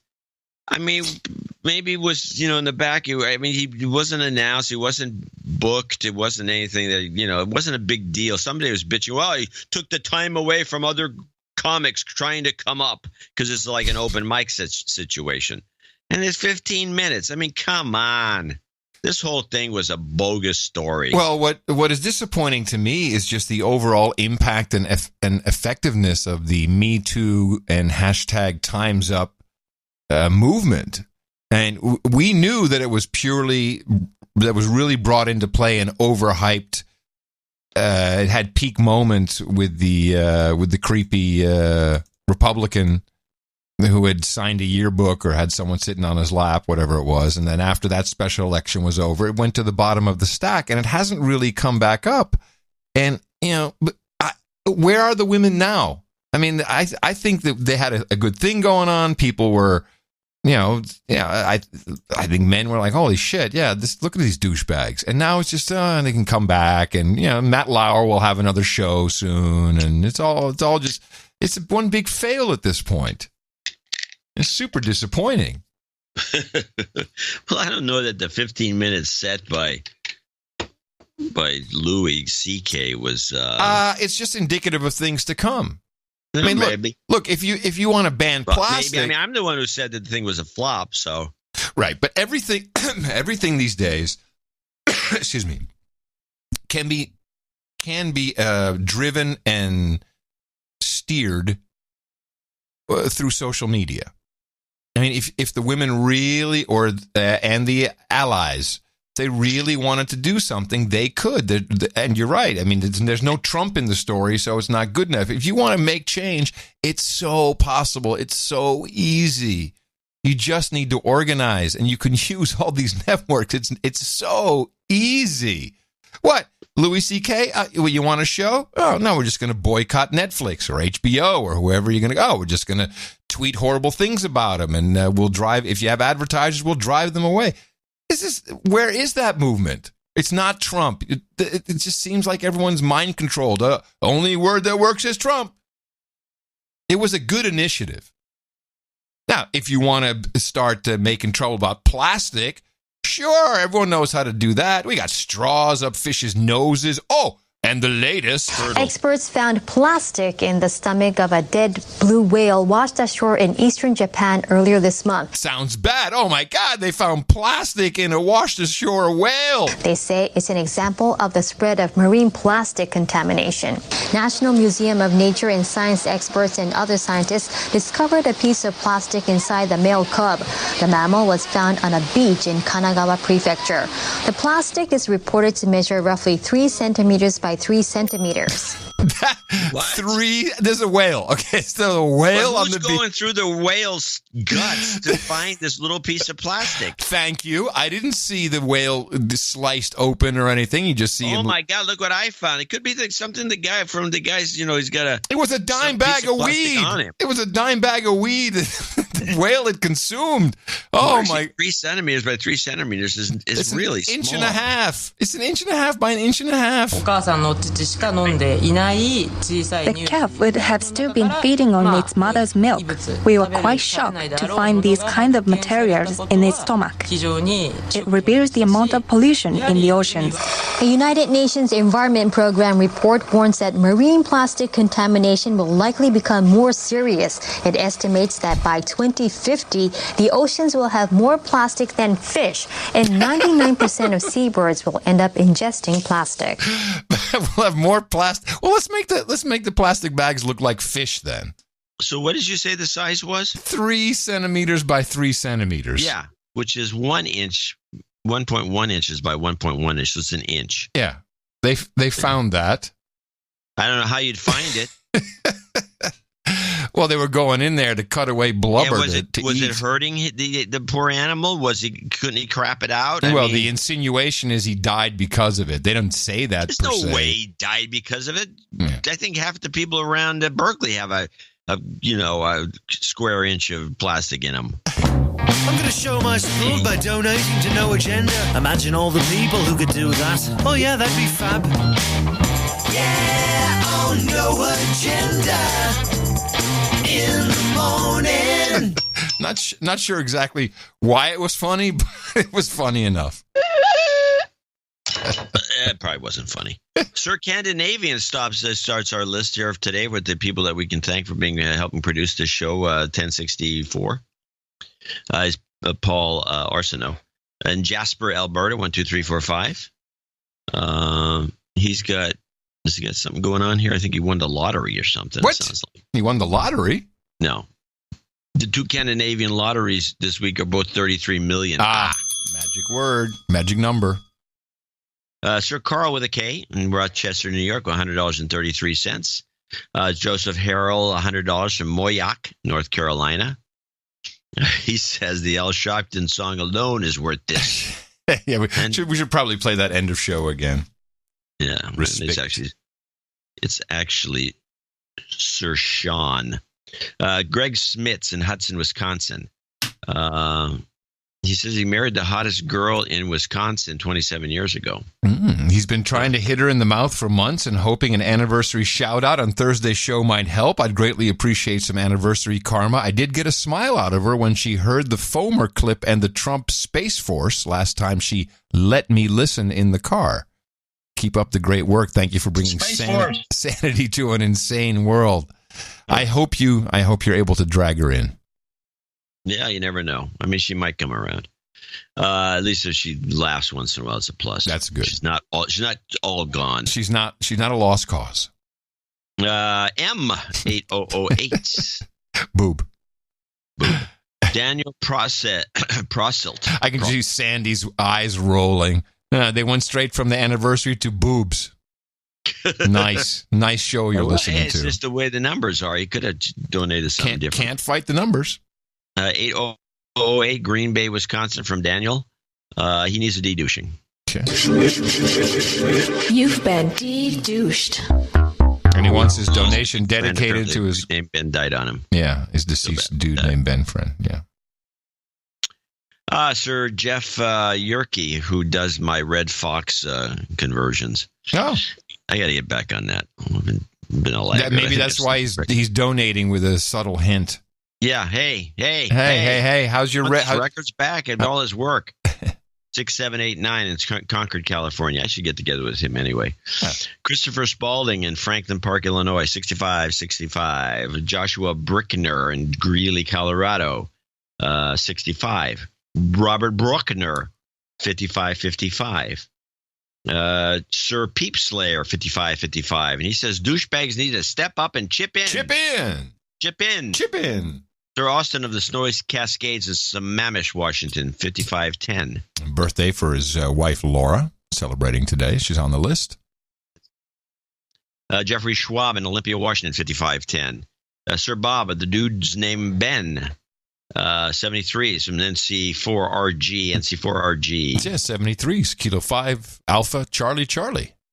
Sean McCall in Bloomington, Minnesota, 5454. What's he say here? He's got another. Is you get the birthday on here? Yeah, this is the. My birthday's on Monday. Yeah, I'll be 54 years young. Happy birthday, Adam. My sisters and brother grew up watching MTV in the 80s. Earlier this year, my brother turned me on to the No Agenda show. I've been handing out haymakers to my friends ever since. My smoking hot wife and I recently moved into a new house in Bloomington. We're trying to have our own little non-MTV watching ones running around. Can I get some baby-making karma? Yes. Thanks for making my dad's stories I thought were crazy as a kid seem entirely true. Okay. Uh-huh. Put some karma at the end for you. Yeah. Michael Robinson, 5433, which I assume is also a call out to you. And now we do have some $54 call outs, which will be more apparent probably on Sunday when you're closer to your birthday. Mark Johnson in Aurora, Colorado. Ryan Brady in Pittsburgh, Pennsylvania. These are all 54s. Jason Zeisler, which is the donation for Adam's birthday, $54. If you don't get the newsletter. Bad. You should get the newsletter. Yeah. Jason Zeisler in Renner, South Dakota. William Miller, parts unknown. Stan Berezzuk, I'm sure. Sir Roadwolf, Baron of Western New York in North Tonawanda. D. Aline Andrew in Bethany, Oklahoma. There's a bunch of Just want to say, Sir Roadwolf there's a local No Agenda website set up. Yeah. NoAgendaWNY.org. No Agenda Western New York. Yeah. Cool. No Agenda WNY.org. Good. D. Aline Andrew in Bethany. James Moore in San Pablo, California. Connor Williams in Durham, North Carolina. Chris Newbold in Portland, Oregon. I think he needs a de-douching or somebody needs a douching there. What's the douche? Happy birthday, Adam. Last few shows have been dynamite. I laughed so hard at the ASMR bit, I almost lost my voice. Shayad still needs to donate and is a douche. Douchebag. Robert Jan Mora in Almere, Netherlands, 54. He needs a de-douching. I've been called up by my good buddy Guido Smith, who introduced me to the show when we did Master in Dublin. It took me a while to become a fan of the show, but now I'm a steady listener. You've been de-douched. And you're clean now, my friend. Thank you, Robert Young. You got a lot of donations here for your birthday. Gabriel. Well, I'm loved. I'm loved. I'm universally loved. Well, if you're that loved, you should be able to pronounce this name. Which one? Gabriel. Gabriel. Really? Krilamine? Krilamine. I have no idea. Krilamine? Paul van Cordelaar in IJmuiden, Holland. Stephen Hightower, parts unknown. Kyriakos Mitsis in Malvern, Pennsylvania. Kyriakos, I think. Kyriakos Mitsis. Yeah, I think so. Todd Creamer. James Murray in Huntington Beach. Mark Hampton. Sir Lancelot of the Crystal Coast in Newport, North Carolina. Sir Chuck Walters in Schaumburg, Illinois. Carl Lindner. Happy birthday, Adam. Here's to 54 more. Oh, yeah, sure. Sure, I'll take it. Hello, I'm Adam Curry. I do have those moments, though, John. You know, my kid just turned 28. I'm 54. I'm like, where did the time go? Carl Lindner in Cary, North Carolina. Sir Gator of the North Texas Swamps in Providence Village, Texas. Robert Vanderburg in Palmetto, Florida. Archduke, again, Thomas Nussbaum. Nussbaum! Thank you. Eric Hokel in Melmulrose, Deutschland. Philip Kuzmanovsky in right down the street from you in Austin, Texas. Paul Terranova. Hey, I'm sorry. Now we're at $50. He's not. Your buddy down in Austin is not wishing you a happy birthday. Just donating $50, which will. These are all $50. Name and location. But he needs a de-douching, I believe. So you've been de-douched. Just to make sure. Oh, okay. Yeah, I see what he's saying. He's got a douche issue. Need to be clarified. A dissue. Paul Terranova, Robert Makowski in Rhinebeck, New York. Sir Peter Totes in Sugar Land, Texas. Jeffrey Zellen in Oakland, Michigan. Stephen Kunkel in Atlanta, Georgia. He says, thanks for crushing it week in and week out. Scott Lavender in Montgomery, Texas. And that concludes our list of donors and producers for show 1064. Yes, thank you very much. Nice. Thanks for the birthday wishes. That's very cool. It's actually it's on Monday, so you can still do that on Sunday, I guess. The Sunday show will be the highlight. We do break for Barron's on this show. Barron's Sir D.H. Slammer. He came in with the 8778 for jobs and travel karma. He says, in my rush to pack last night, I forgot to donate. Proven Pelosi jobs karma. Okay. Just sent 8778 for jobs travel karma. Could you pretty please mention on today's show, I'll be feet in the air during the donation block if this message reaches you successfully. So he wasn't on the list because it was after the rules, but there's something about Barron's and something about, needing it while he's flying. So we want to make sure we give him the travel karma. A note about the Austin, Texas meetup. We are going to have to delay the original date of October 6th as that is Austin City Limits live weekend, which you do not want to be in Austin for that. It's 2 weekends, and it's kind of like South by with the amount of people that are in town. Only it's Zilker Park where the big shows are being held, but it's just a mess. You can't get a hotel room, you can't park, so we're going to delay that until further notice. I will move it to Waco. Now you're talking. Also, I got some notes from people who said, "Oh, it's in Chicago. Why didn't you do a meetup?" So here's a thought. You are perfectly capable of organizing meetups. If I'm coming to Chicago, organize a meetup. Really good one in Washington, D.C. Yeah, the Washington, D.C. group looks like it might be cheaper. Self-starters. Like, come on, set it up. And then, now this case, I might not have gone because it was just 2 days and Tina and I hadn't seen each other for the week. And so maybe, I don't know, we could have dropped by, but a little self-startership is appreciated. So, we'll have more news as meetups occur. It's very important that we meet each other face to face, and that's why we do them. That's why we're happy to talk about them. Okay, we got some karmas to hand out, and then we have a night, a dame, and some birthdays. Jobs, jobs, jobs, and jobs. Let's vote for jobs. And that's for Angie. You've got karma.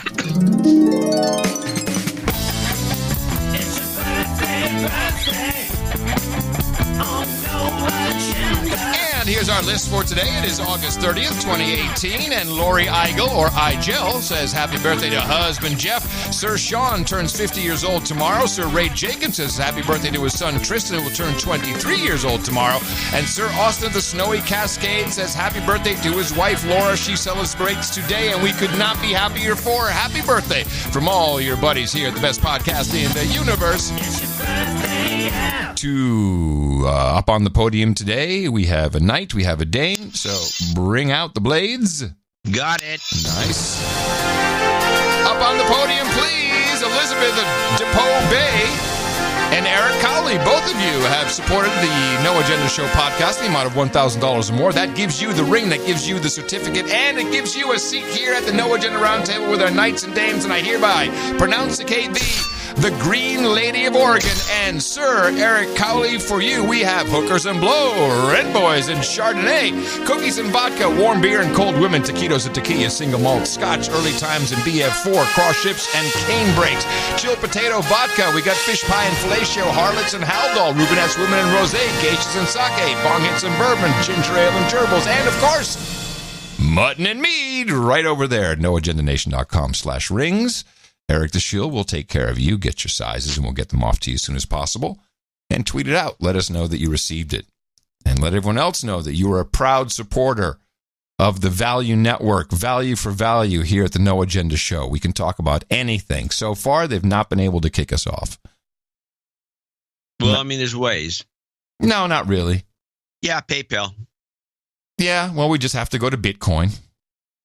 But that's not going to work. Yeah, it would. Of course it would work. No, it wouldn't. You know who's moving money to Bitcoin according to TMZ? No. Bill Cosby. There you have it. Quote, he moved close to $5 million into Bitcoin after an expert told him it's practically untraceable and impossible for anyone but him to retrieve. If it's good enough for Bill, it's good enough for us.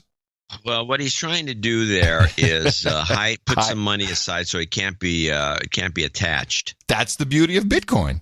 If you can do that with a Cayman Island bank account. Okay. You get a Cayman Island bank account. I mean, you have to declare it. You got to go to the Cayman Islands. No, you don't. You can do it over the internet. All right. Well, you do that, and I'll just put it in Bitcoin. The problem with Bitcoin is that if he puts $5 million in Bitcoin, if it could be worth 10, or it could be worth $500. Yeah, I don't think so. I think he's doing the right thing. Yeah, I know you're a big Bitcoin guy. I am now. Yes, I am. But here's something: you launched I don't know if you really launched it, but you had a problem with the word binge. Well, I should have. I think I launched it. Yes. So, what was your problem again with the I binge? don't like the word, and I don't like its implications, and I don't like that it be suggested that people do this. It's a word indicating a bad habit. I binged. He binged. It's like binge drinker. Somebody who goes overboard, does it too much, is a bad thing. It should be discouraged, not encouraged. That was my real bitch about this. These guys, binge watch. I'm going to binge watch. I spent the weekend binge watching. I mean, it's on another podcast. You, my friend, could be running Netflix. Yes, word is out. They have told all of their actors when you're doing promotion for your series and for the Netflix streaming service, you are forbidden, and not to speak of binge watching, because Netflix wants its brand to seem more luxurious, more luxe. And they feel the term binge cheapens the brand. Yeah, it's like potato chips. You can't just eat one. This is their success. I understand that they don't like the term, but it is their success. This idea that you don't have to wait for the episode next week. And now they want to ban the binge? It's possible that that's an interesting situation now that you mentioned it, because why would you take your success factor. Your success factor. Success factor, as lowbrow as it might be, and as associative with down and out drunks and other bad associations as it might be, it is a. I mean, it's become a verb, man. It's a selling point. It is. It's their unique selling proposition. Well, over 13 episodes came out. I'm going to sit down and watch them all. I'm going to binge, man. I'm going to binge it. But please don't say binge. Isn't that interesting? Just change the word. Ooh, what could we use instead of binge? We can help them out. Well, let's take a look at the synonyms for binge. Okay, this is a very good idea. Come up with something on the spot. You know where we do that? Consult the book of knowledge. Okay. In this case, just means the internet in general. Now we could, yes. Okay, here we go. So binge means a short period devoted to indulging in an activity to excess. Okay, we got some synonyms coming. How about mainline? Especially drinking alcohol or eating. I like debauch. I like is a mainlining. How about this? Mainlining. Hey, man, I mainlined that show. Okay, that's a no. Yes, that's exactly. Splurge. Can we use a splurge? I'm looking at the overindulge. I've got drunk, fling. I like fling. Master binge. Master binge. Yeah, maybe Louis C.K. can make a comeback. Affair, bender. Oh, I went on a bender. A bender. I can see why they're not liking the term binge if these are all the synonyms. Splurge, no, that's not good. Master binging. Hey, leave me alone, man. I'm master binging. Blowout. No, I don't think they have. Excess, I don't think they have. Drunk, dissolute, dissipation, depravity. Pig out. Pig out. Pig out's a good. Pig out. But, this is not good. That's not. They want to have a. Pig out, man. They want their brand to be more Luke's. Well, there's not going to get there with this approach.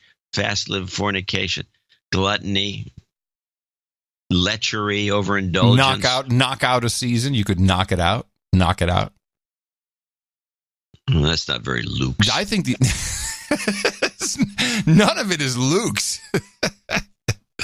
Let's face it. You've got a low-rent brand, my friend. You got shitty-ass comedy specials. You got documentaries that don't really deserve to see the light of day. You got some great series. We love to binge them. Stick with it. Maybe I'm just... Yeah, I think they're being pretentious. That's the problem. This is the downfall. Yeah. Yes. Start another operation. Try another operation. There's other movies operations out there, and they try to make it haughty. And it's no good. No, they really shouldn't be doing that. They should think of themselves as a lower class. It's a second tier. Just forget the problem they're making. They're first tier, but they're lower class. Yeah, and that's a success. You don't want to be Luke's. Oh, wait. Oh, stop. No, I know what's going on here. Obama's coming to the channel. Oh. That's why. Obamas, they're the ones that are haughty. Maybe. They don't want the binge thing. Well, I think your platform's a little low end, yes, a little low rent. We'd like to make it a little more Luke's. Michelle and I would like to make it a tad more Luke's now that we're coming to the platform. Nice.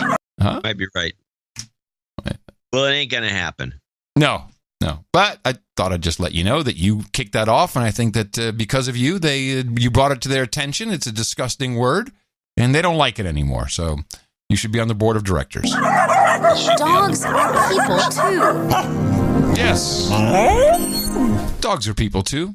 And we all know that. And we love having people take care of our dogs. Is Jay still doing her dog walking? She's retired from dog walking, but she's getting a lot of offers to manage, and they even WAG is, she's talking to them. Oh, she's a franchise. They're recruiting her. A little bit of recruiting, and interesting. every once in a while she gets called and they beg her to go walk some dogs. Well, it's popular, and interesting things happen when you use the apps for your dog walker. Dog sitting gone wrong has one Colorado Springs homeowner warning others about a popular app. Fox 21's Sarah Ferguson shows us the situation he walked into after scheduling the dog sitter. The general smell in the house. This is a great story. Was just disgusting. I've had all the windows and doors open. A smell he discovered after using the popular dog walking app Wag. He came home around 1 a.m. and he noticed two men without their shirts on sitting on this couch. This is what he says he saw next. There was an open bottle of personal lubricant and a camcorder on the end table. So it's pretty self-explanatory what was going on. But to be completely honest, I didn't have WD-40 and my keys were stuck in my car. Wait a minute. We went from lube to WD-40? That's not lube. Is that on the... It is, actually. But it's not personal lube. No, well, I don't think it is. But there is. That was not your cutting it up. No. This is the way the story was presented. What are you watching? This is local news, of course. Pretty self-explanatory what was going on. But to be completely honest, I didn't have WD-40 and my keys were stuck in my car, so I ended up grabbing what I had in my car. Oh, okay. I guess her key was stuck in her. That was weird. It went from the lube to the WD-40. So I guess she had to go back. Some things that, I do in my personal time, and I didn't think to put it back in my car. Cleet says that wasn't it. No. So his sheets were also dirty, and as he looked closer. There's also what I can only assume are bodily fluids on the couch. I wouldn't know anything about that because I know that I took a shower at this house, and I sat on the couch and a towel, and that was before my friends got there. Cleet says his dog Jimbo was also locked in a bedroom, sitting in his own urine, acting terrified. It was just a total mess, and I can only imagine what poor Jimbo saw in there. According to WAG, the specific dog sitter had a rating of 4.96 out of 5 and had completed a combination of 305 walks and dog sittings. So she's saying there was no lube. That was my WD-40. Oh my God, we should try that some. Oh no, man, that's not. I'm not trying to say anything, baby. That's just WD-40. My keys are stuck in my car. The guy was pulled over for marijuana. He says, "That's not my marijuana. We found it in your underwear." He says, "It's not my underwear." What they should have had is ranch hand. That would have done it. Someone's getting cornholed today. Sounds like a recipe for success to me. Ranch hand. That's the stuff. People who would let people. That stuff is dangerous. It's so good. The people letting people into their house to get their dog. And said, "Hey, look, I took a shower at his place. I mean, that shouldn't be a problem. Just want to take a shower. I'm going to walk his dog. I took a shower, That's great. Well, that's why you don't use those kinds of services. You use a really legitimate operation. Yes. Dvorak Dog Walking, LLC. Am I wrong? All right, I got a question for you. Got an it's not a full Ask Adam, but it's kind of one because I know you won't get it. Oh, ask Adam what country contributes the most refugees to the United States. I do know this. China. Play. We turn to the crisis in Venezuela and beyond. Venezuelans are now the largest group by nationality seeking asylum in the U.S. Last year, more than 28,000 people applied for that status, 5 times the number in 2015. They're fleeing political turmoil and a country in economic freefall that is threatening its neighbors. Today, the Brazilian military is deploying to a region along its border with Venezuela that has suffered a spike in violence since Venezuelan refugees arrived. Now, this situation in Venezuela, which is not covered because it doesn't involve Trump, right? Not covered much by the mainstream media. It was covered by PBS, and I want to just play the end of their report, or this part of it, the Venezuela rundown, with this theory at the end. And I want to preface it by saying that a couple of things. One, this Maduro guy is really a bad guy, and if you remember when John Perkins, the guy who wrote The Confessions of an Economic Hitman, was local here, and I went to talk to him at a rollout of you mean after he flipped? After he rolled out his new version of the same old book, which must have some edits in it. I'm obviously not going to go through it. And I asked him specifically about Venezuela. because he's a big fan of Ecuador and he wants to, he thinks he had absolutely zero to say about it. Nothing. Even though it was in his book.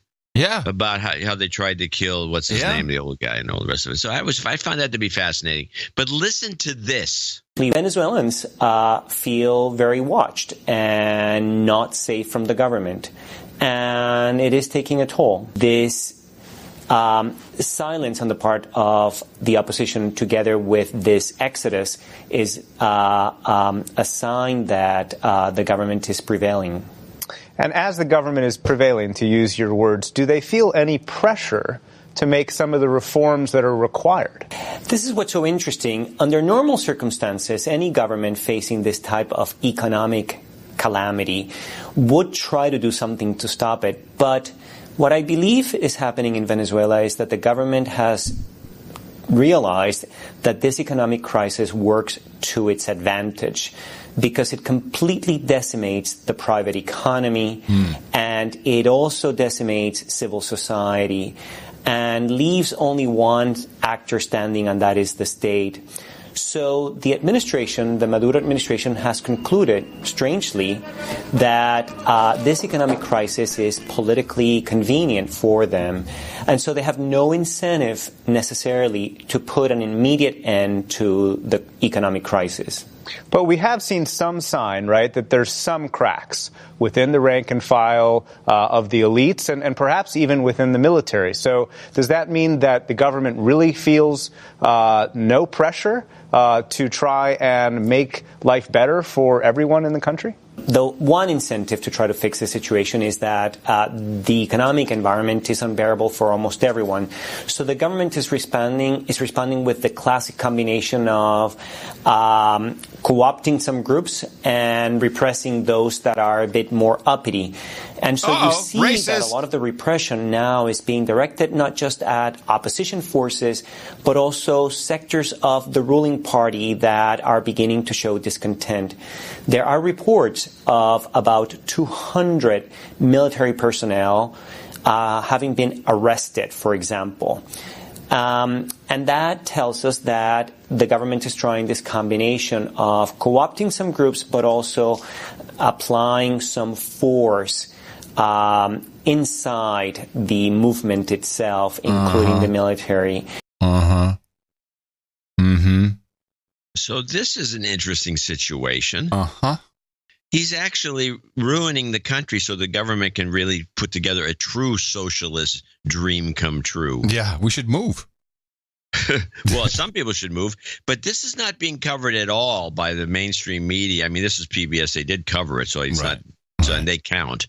But generally speaking, it's not discussed because the Democrats who dominate this scene, they're pushing the same agenda with some of their candidates, and they don't want to mess it up by bringing in this kind of information. No, because it doesn't really sit well with Americans that even think that something like this could happen here. Can't happen here. Yeah, it sure can. So it sure can. So don't discuss that situation in Venezuela. And you know what the inflation rate is right now? It's like 17 or 18%.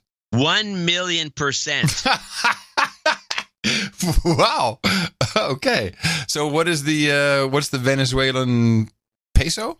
Well, I don't know if it's a peso. I would say it's a crucero, but I don't know what it is right now. But it's completely out of control. They've had to pull all the money and come out with new money, new dominations with missing 5 zeros, and they changed the name of it. They did all the stuff Brazil used to do, to try to control the situation. But it is. Well, I hope they all bought into Bitcoin.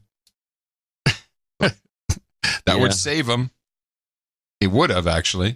I think it's illegal there. Of course it is. This is a huge issue, but you can't stop it. Just buy dollars. You can't stop. Yeah, dollars. I'm sure that's illegal too. Well, in the same vein, we're not hearing about Eastern Germany. The East German city of Chemnitz, in front of its Karl Marx memorial, several thousand demonstrators chanting anti-immigration slogans. Police reported seeing Hitler salutes too. Oh no. Tensions here are high after a German man was stabbed on Sunday. A Syrian and an Iraqi man were arrested, and a wave of anti-immigration protest took to the streets. Das Gebot der Stunde ist Besonnenheit und Ruhe.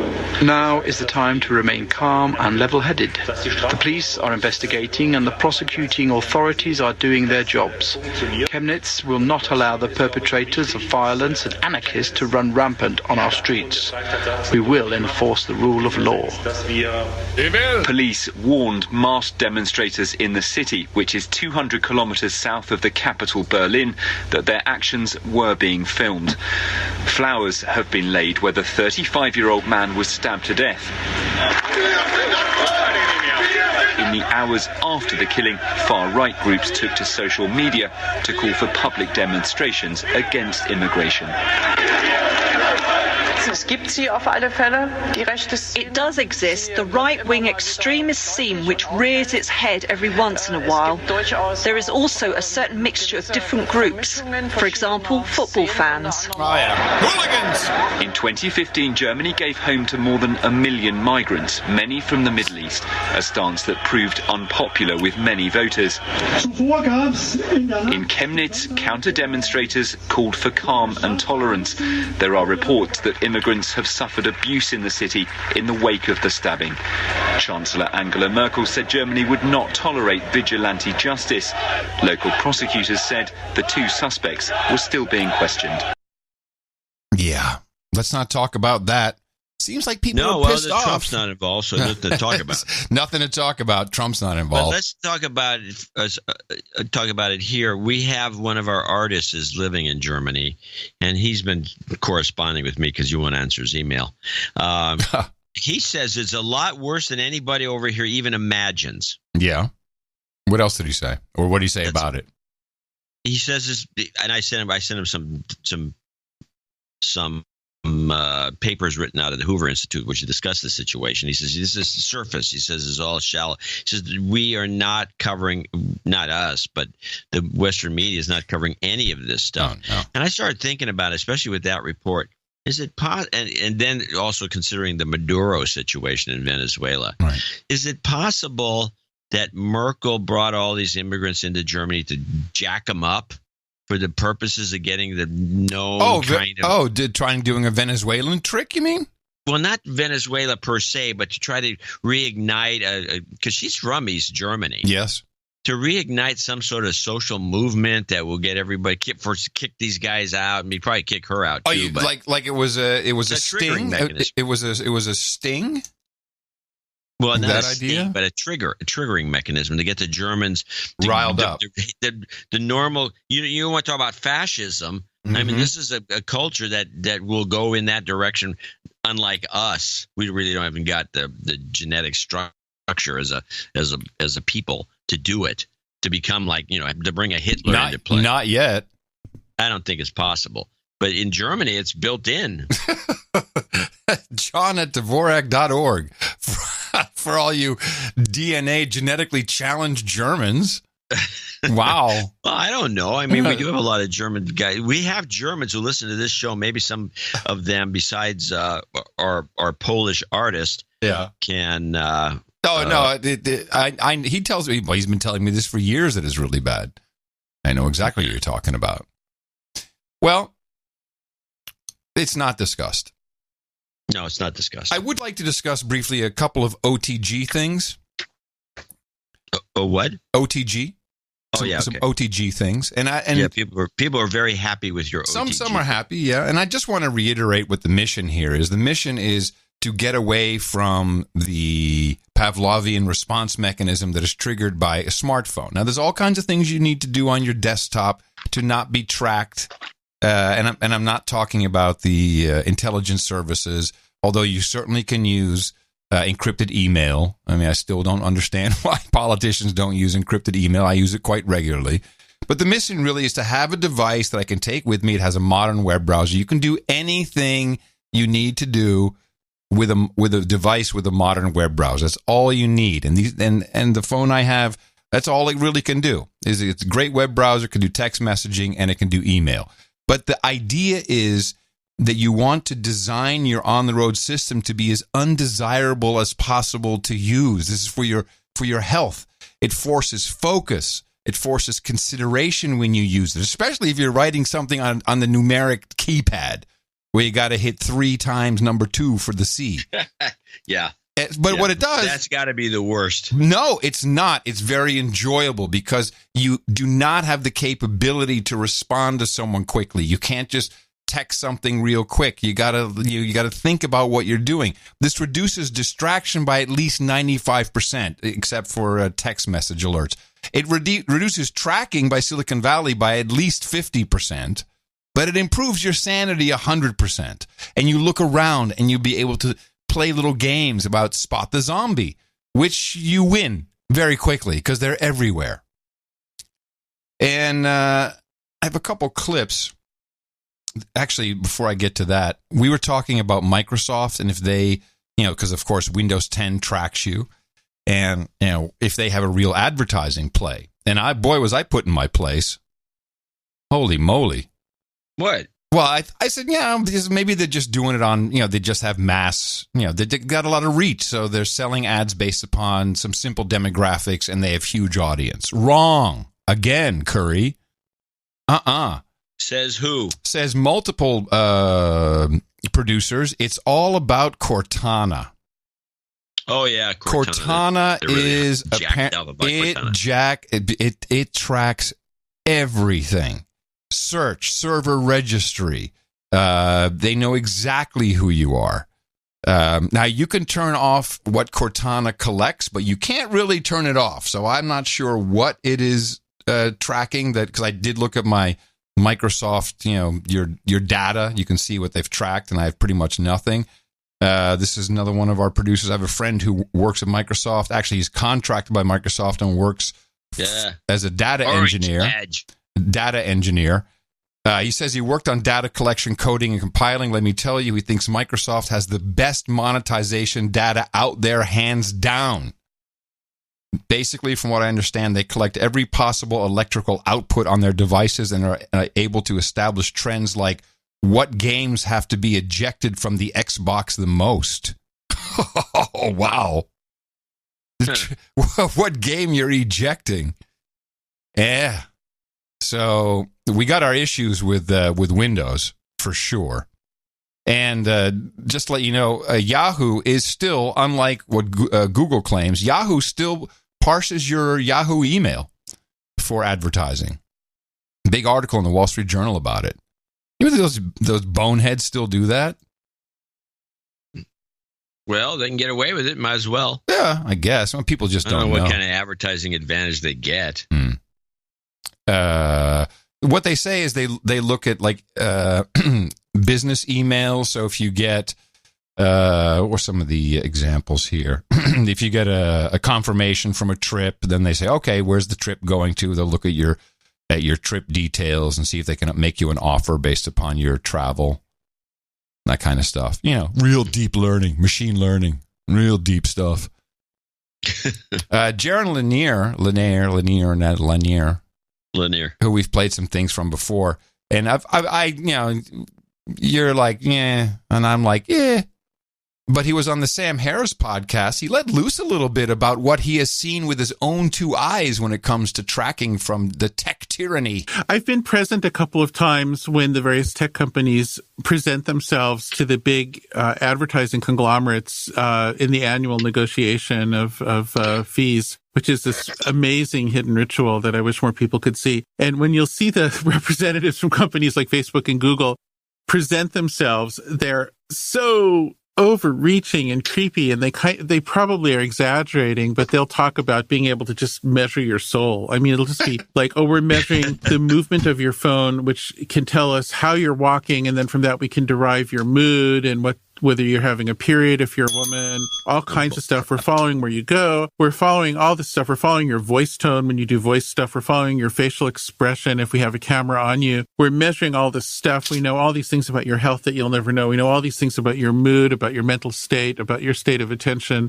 And we offer all of this amazing encyclopedia of spying on you to you, our true customer, if only you'll give us more money so you can have your piece of controlling the world. It's just such a weird thing. But at any rate, the attitude is get as much as you can and be as creepy about it as possible when you're trying to earn money from your true customers. I think it is helpful because it's mostly true. You are the product. It's not exactly true. What it is your demonstrated change in behavior from what it otherwise would have been as the product. Mm-hmm. So it's your loss of free will as the product is a more precise way of putting it. Excellent. If you're on your period... Bull crap. Oh, I don't think it's bull crap at all. BS guy. You know what? I think they know a lot more than we realize. The accelerometers in these phones, you can derive a lot from that. They know if you're reading in bed. There's all kinds of stuff like this. You shouldn't be on your smartphone. You shouldn't have your smartphone in the bedroom at all, really. But why would he say that? Do you think he's just making that up?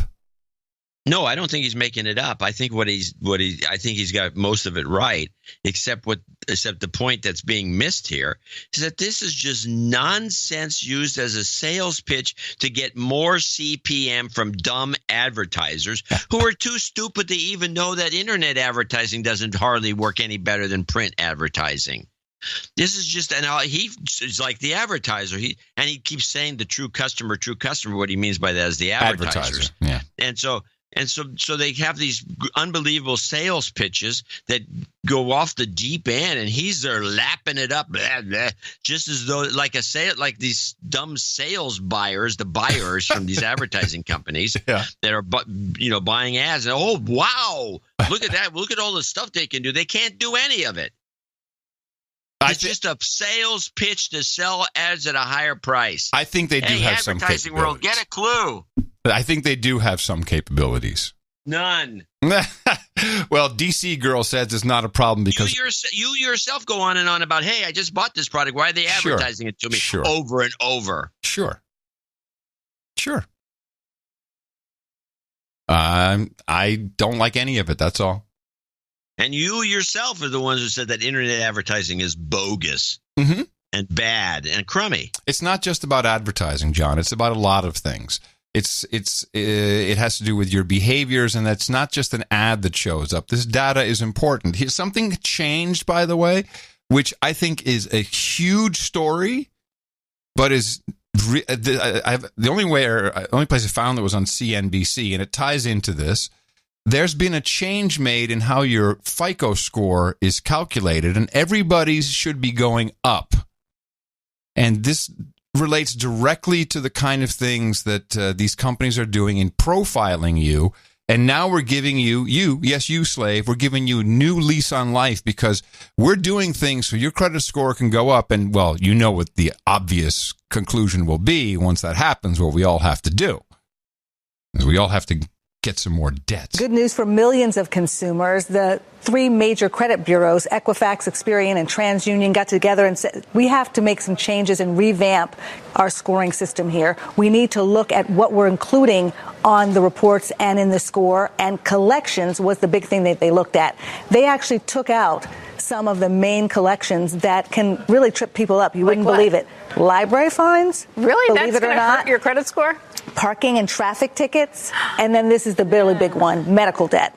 And what they decided was these are not really factors that contribute to whether you're credit worthy or not, medical debt being the biggest one of those. And so if you have medical debt that's in collections but it's already being paid by insurance or it started to be paid by insurance, that's not going to count at all. And they won't even have medical debt on there until at least 180 days because it takes so long to deal with the insurers sometimes. What's the deal, though, with the library fines and the traffic tickets? Well, I don't want to admit that some people in my household have known this to happen, but it can happen that if you don't pay a library fine in the past, an overdue book could go into collections, and that could hurt your credit score. Like for your $2 that you owe on that late book that you... Or $14.09. I won't say. So how do I know if my credit score has been impacted, if I have a better score now? Well, you can know by checking out your credit score, and you can do it for free a number of places. You can go on. So now they move from the story into the pitch, really. Online to Credit Karma or Credit Sesame or NerdWallet, but you can also open your bank statement. American Express, Chase, Wells Fargo, Discover, many banks now include your credit score. Every statement that they send home? Every statement. So you can look back and see what it was a couple months ago and what it is today and pay attention to whether it's gone up or down. If it's gone up, that's great news because that could mean you could get a lower rate on your credit card. And that could have significant impact and significant savings. More money. For instance, if you had like $10,000 in debt, credit card debt, and you had a 25% interest rate, you're paying $2,500 over the course of a year in interest charges. If it's 18%. To not even pay off a penny of it. Exactly. Yeah. So 18% interest rate, it's $1,800 in charges. What a deal. So that's $700 savings. So what your score is makes a really big difference. All right. If I see my score, what does that tell me? I may not know how to kind of map that out. Right. So you're looking at a range between 300 and 850. If it's I find this disturbing to listen to. Now they're going to tell us what this is all about. Social ranking. Ultimately, it's all going to come together. And they're messing. The Chinese are more honest about it. Yes, 100 or better, you're exceptional. You're awesome. You're going to get the credit for whatever you want, pretty much. Whatever you want. If it's between 740 and 799, also very, very good, and you're probably going to get the lower loan rates that are available. If you're between 670 and 739, that's good. You're an acceptable borrower. Below that is where problems arise. So it's even below subprime. I heard 650 is where you get in trouble. Well, some will say 650, some will say 660. Go for the higher one to make sure that you're going to be okay. But also know this, you've heard different numbers because there's not just one credit score. Right. Depending on if you're getting an auto loan or a mortgage or a credit card company, they're all going to look at perhaps some different numbers. So these are general ranges from Experian and FICO that you should be looking at. If I'm looking at a number, how do I know if it's the same one that those companies are looking at? Well, you can ask them which one they're looking at, or which credit Give me more bureau they're referring to in terms of getting your score to find out. But just know, generally speaking, you want to have a score that's in the upper 600s if you could. At least 700s, you're going to be golden. If you're in the 500s, you have some work to do. You really want to work on your credit. You really want to work on it. Work on your credit. Prelude to the market crash. Ooh, yeah. All you did was play a clip that was prelude to the market crash. I think you're right. I think this is a huge story. They need to make more. We need to make more money, so we need more credit, right? Isn't that how it works? Pretty much. So we need to print more, so people need to go into debt more. Everyone in debt. You kind of, toughen up the bankruptcy law so you can't declare bankruptcy with certain things don't count. Yes. Like student loans, for example, which should be covered. Yep. And they're not. Mm. Credit card bills, I think, are one of them. It's at the point now where the bankruptcy laws have been so jiggered with that they're just ridiculous. Yeah. Well, it's all coming together. But you're right. China's at least honest about it. Here we have this craze about, you got to, you need some work. You're not doing well. You only got 500. This is not good. You're not really a participant in society. And the joke of it, of course, is those really super high numbers. If you're somebody who pays everything in cash, you're always on time, you never missed a payment in your life, and everything you do is without credit cards, and you live in a nice place, and you got brand new cars that you paid for with cash. You got no credit. You got a credit score of 2. Yeah, that was me. Yeah, that was you. Yeah, I had to start building my credit back up. I need to do more work. Trust me. I need to work harder on it. All right, last clip for me is a sad story. Sad as the unintended consequences of technology are overlooked. In this case, this is going to affect, I think, millions of people in the United States of America, and it has to do with old school technology. Shortwave listeners might recognize this signature ID. National Institute of Standards and Technology time. This is radio station WWV, Fort Collins, Colorado. WWV is the oldest continuously operating radio station in the United States. It's been on the air since 1920. Its signal provides a frequency standard for receivers. The timestamp is regulated by an atomic clock. But a 2019 budget proposal for NIST would close WWV, WWVH in Hawaii, and WWVB, which syncs up the time for about 50 million radio-controlled clocks, wristwatches, and appliances. Now, one of our producers spoke with the president of Lacrosse Technologies. They make a lot of these radio-controlled clocks that are found in schools and factory floors and homes. He says that he thinks Congress would never approve this cut because there are so many millions of devices. Does that reassure you? That's nice to hear someone in industry saying that. But right now, as the budget sits, it does cut out all of the WWV time stations. So if it goes through as proposed right now, it will be cut in 2019. How about that? Never thought that would happen. It won't. Everybody's going to bitch about it, me included. Yeah, I'm sure. I'm sure I have some devices here that depend on the 10 kilohertz. The NIST clock. Yeah. Sure. Yeah, it sends out a signal. It's great too. You just put the clock up, and then you look. It's got blinking 12, and then 10 minutes later, it's got the exact time and date. I know. Before the internet, it was like magic. Well, I have one last clip then. Okay. Which will be. This is a clip kind of in line with most of my clips today, which is another example of lousy reporting by the mainstream media. And it's kind of brought up in the story by, this is the Good Morning America show. It's kind of brought up in the story. And when they close the story, somebody brings up the point that it's like, are you going to talk? Can you give it? Did you do any reporting at all? Or is this just some shallow story? This is apparently in the U.S. Open, some French tennis player. She comes out after one of these time breaks, and she notices that she's got her blouse on backwards.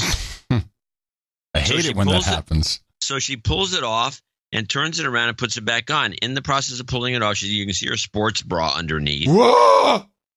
And of course, these guys are walking around naked, but this woman then they called her and they gave her a penalty. And this is the story. As U.S. Open women switches on Good Morning America. Open outrage. A French player punished for flipping her shirt around on the court, while the men face no penalty for changing their shirts in the heat. ABC's Adrian Bankert is here, and Adrian, people are saying this is a serious double standard. Yeah, I can see Cecilia's face right now as I'm looking at you and then looking at the whole team here. I had nothing to do with it. Look at me. Well, it was hot outside for just regular folk. Oh, yeah. But just imagine playing in Arthur Ashe Stadium in this kind of heat. Day 2 of the Open, 5 players forced to withdraw. Alizé Cornet was not one of them. She bravely soldiered on, returning to the court after a 10-minute heat break. Then she did something a lot of guys have been doing all day. She quickly changed her shirt on the court away from cameras. She turned away from the cameras to do that. The reason for the court change, in the locker room, she put her shirt on backwards, and she noticed. She got a code violation for unsportsmanlike conduct for changing her shirt. Turns out men are allowed to do that. Women cannot. Reaction on Twitter, very swift. Sharon Suter responding to this topless picture Andy Murray's mom posted of her son with "Where's his code violation?" Hashtag Alizé Cornet. Murray's mom later tweeting about the unfairness of the sex disparity. The same day Cornet was getting a code violation, check out Roger Federer and Novak Djokovic. Not a care in the world. They took their shirts off. Alice Warren speaking for Minnie when she tweeted out, "The whole situation's not fair, not right. Tell your daughters." Now, I do have to say this, and again, I'm just making sure that I confirm all of this correctly. The USTA has an extreme heat policy for women where they can take a 10-minute break. That's what Alizé was reportedly doing. She took a break to cool off. Men, up until now, did not have that same rule. So they wouldn't leave the court, and that explains why they've been taking their shirts off. Bra, and you have your shirt on backwards, and maybe when you're playing, it's restrictive in some way, but I don't see the big deal with that. Tongue. Don't look at get yourself in trouble right now. People feel the same way, and I think obviously they're thinking, what's the big deal? She had a sports bra on. Is a code violation a big deal? Do you know? I mean, from the look on her face, it was. Yeah, she didn't appreciate it. Did she win the match? Alizé Cornet. I don't know if she won the match. Honestly, I was more concerned about the shirt thing. Brother. This is not post-racial. This is stupid. It's not post-racial. It's stupid, and of course somebody, Michael Strahan at the end, who I don't even know why he's on these shows, says, did she win the match? And then everyone laughs, ha, ha, ha, ha, ha, ha, and they go to the next story. They didn't even do enough work to determine whether this girl won or lost the match, and maybe there's some connection between the code violation and maybe it ruined her game. Who knows? Did you look it up? Of course, she lost the match. And that's why you listen to the No Agenda Show. The more you learn in the morning. Okay. Well, whatever takes place during this show day or the next few days. We'll be reporting on it diligently on Sunday's episode of the best podcast in the universe. And that's the birthday episode, $54 to help us out. That's right. 54. Not sure what to say. 55 next year. It is what it is. Coming to you from downtown Austin, Texas. This is the capital of the Drone Star State. It is in FEMA region number 6, if you're looking for it on a governmental map. And I am in the 5x9 Cludio in the common law condo. In the morning, everybody, I'm Adam Curry. And from northern Silicon Valley, I'm John C. Dvorak. We return on Sunday right here with another episode of No Agenda. Until then, adios, mofos.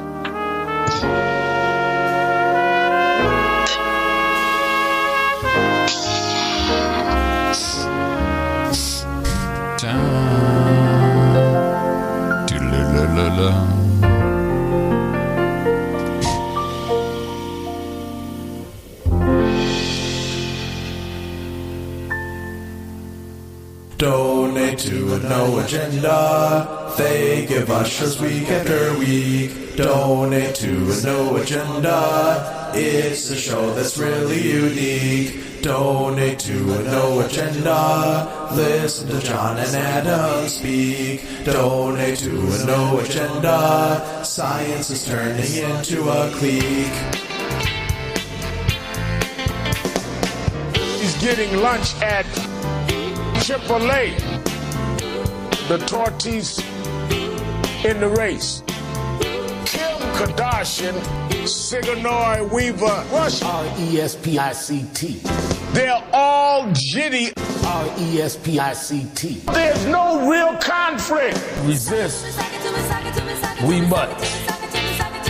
Resist. We must. We must. And we will much about that be committed.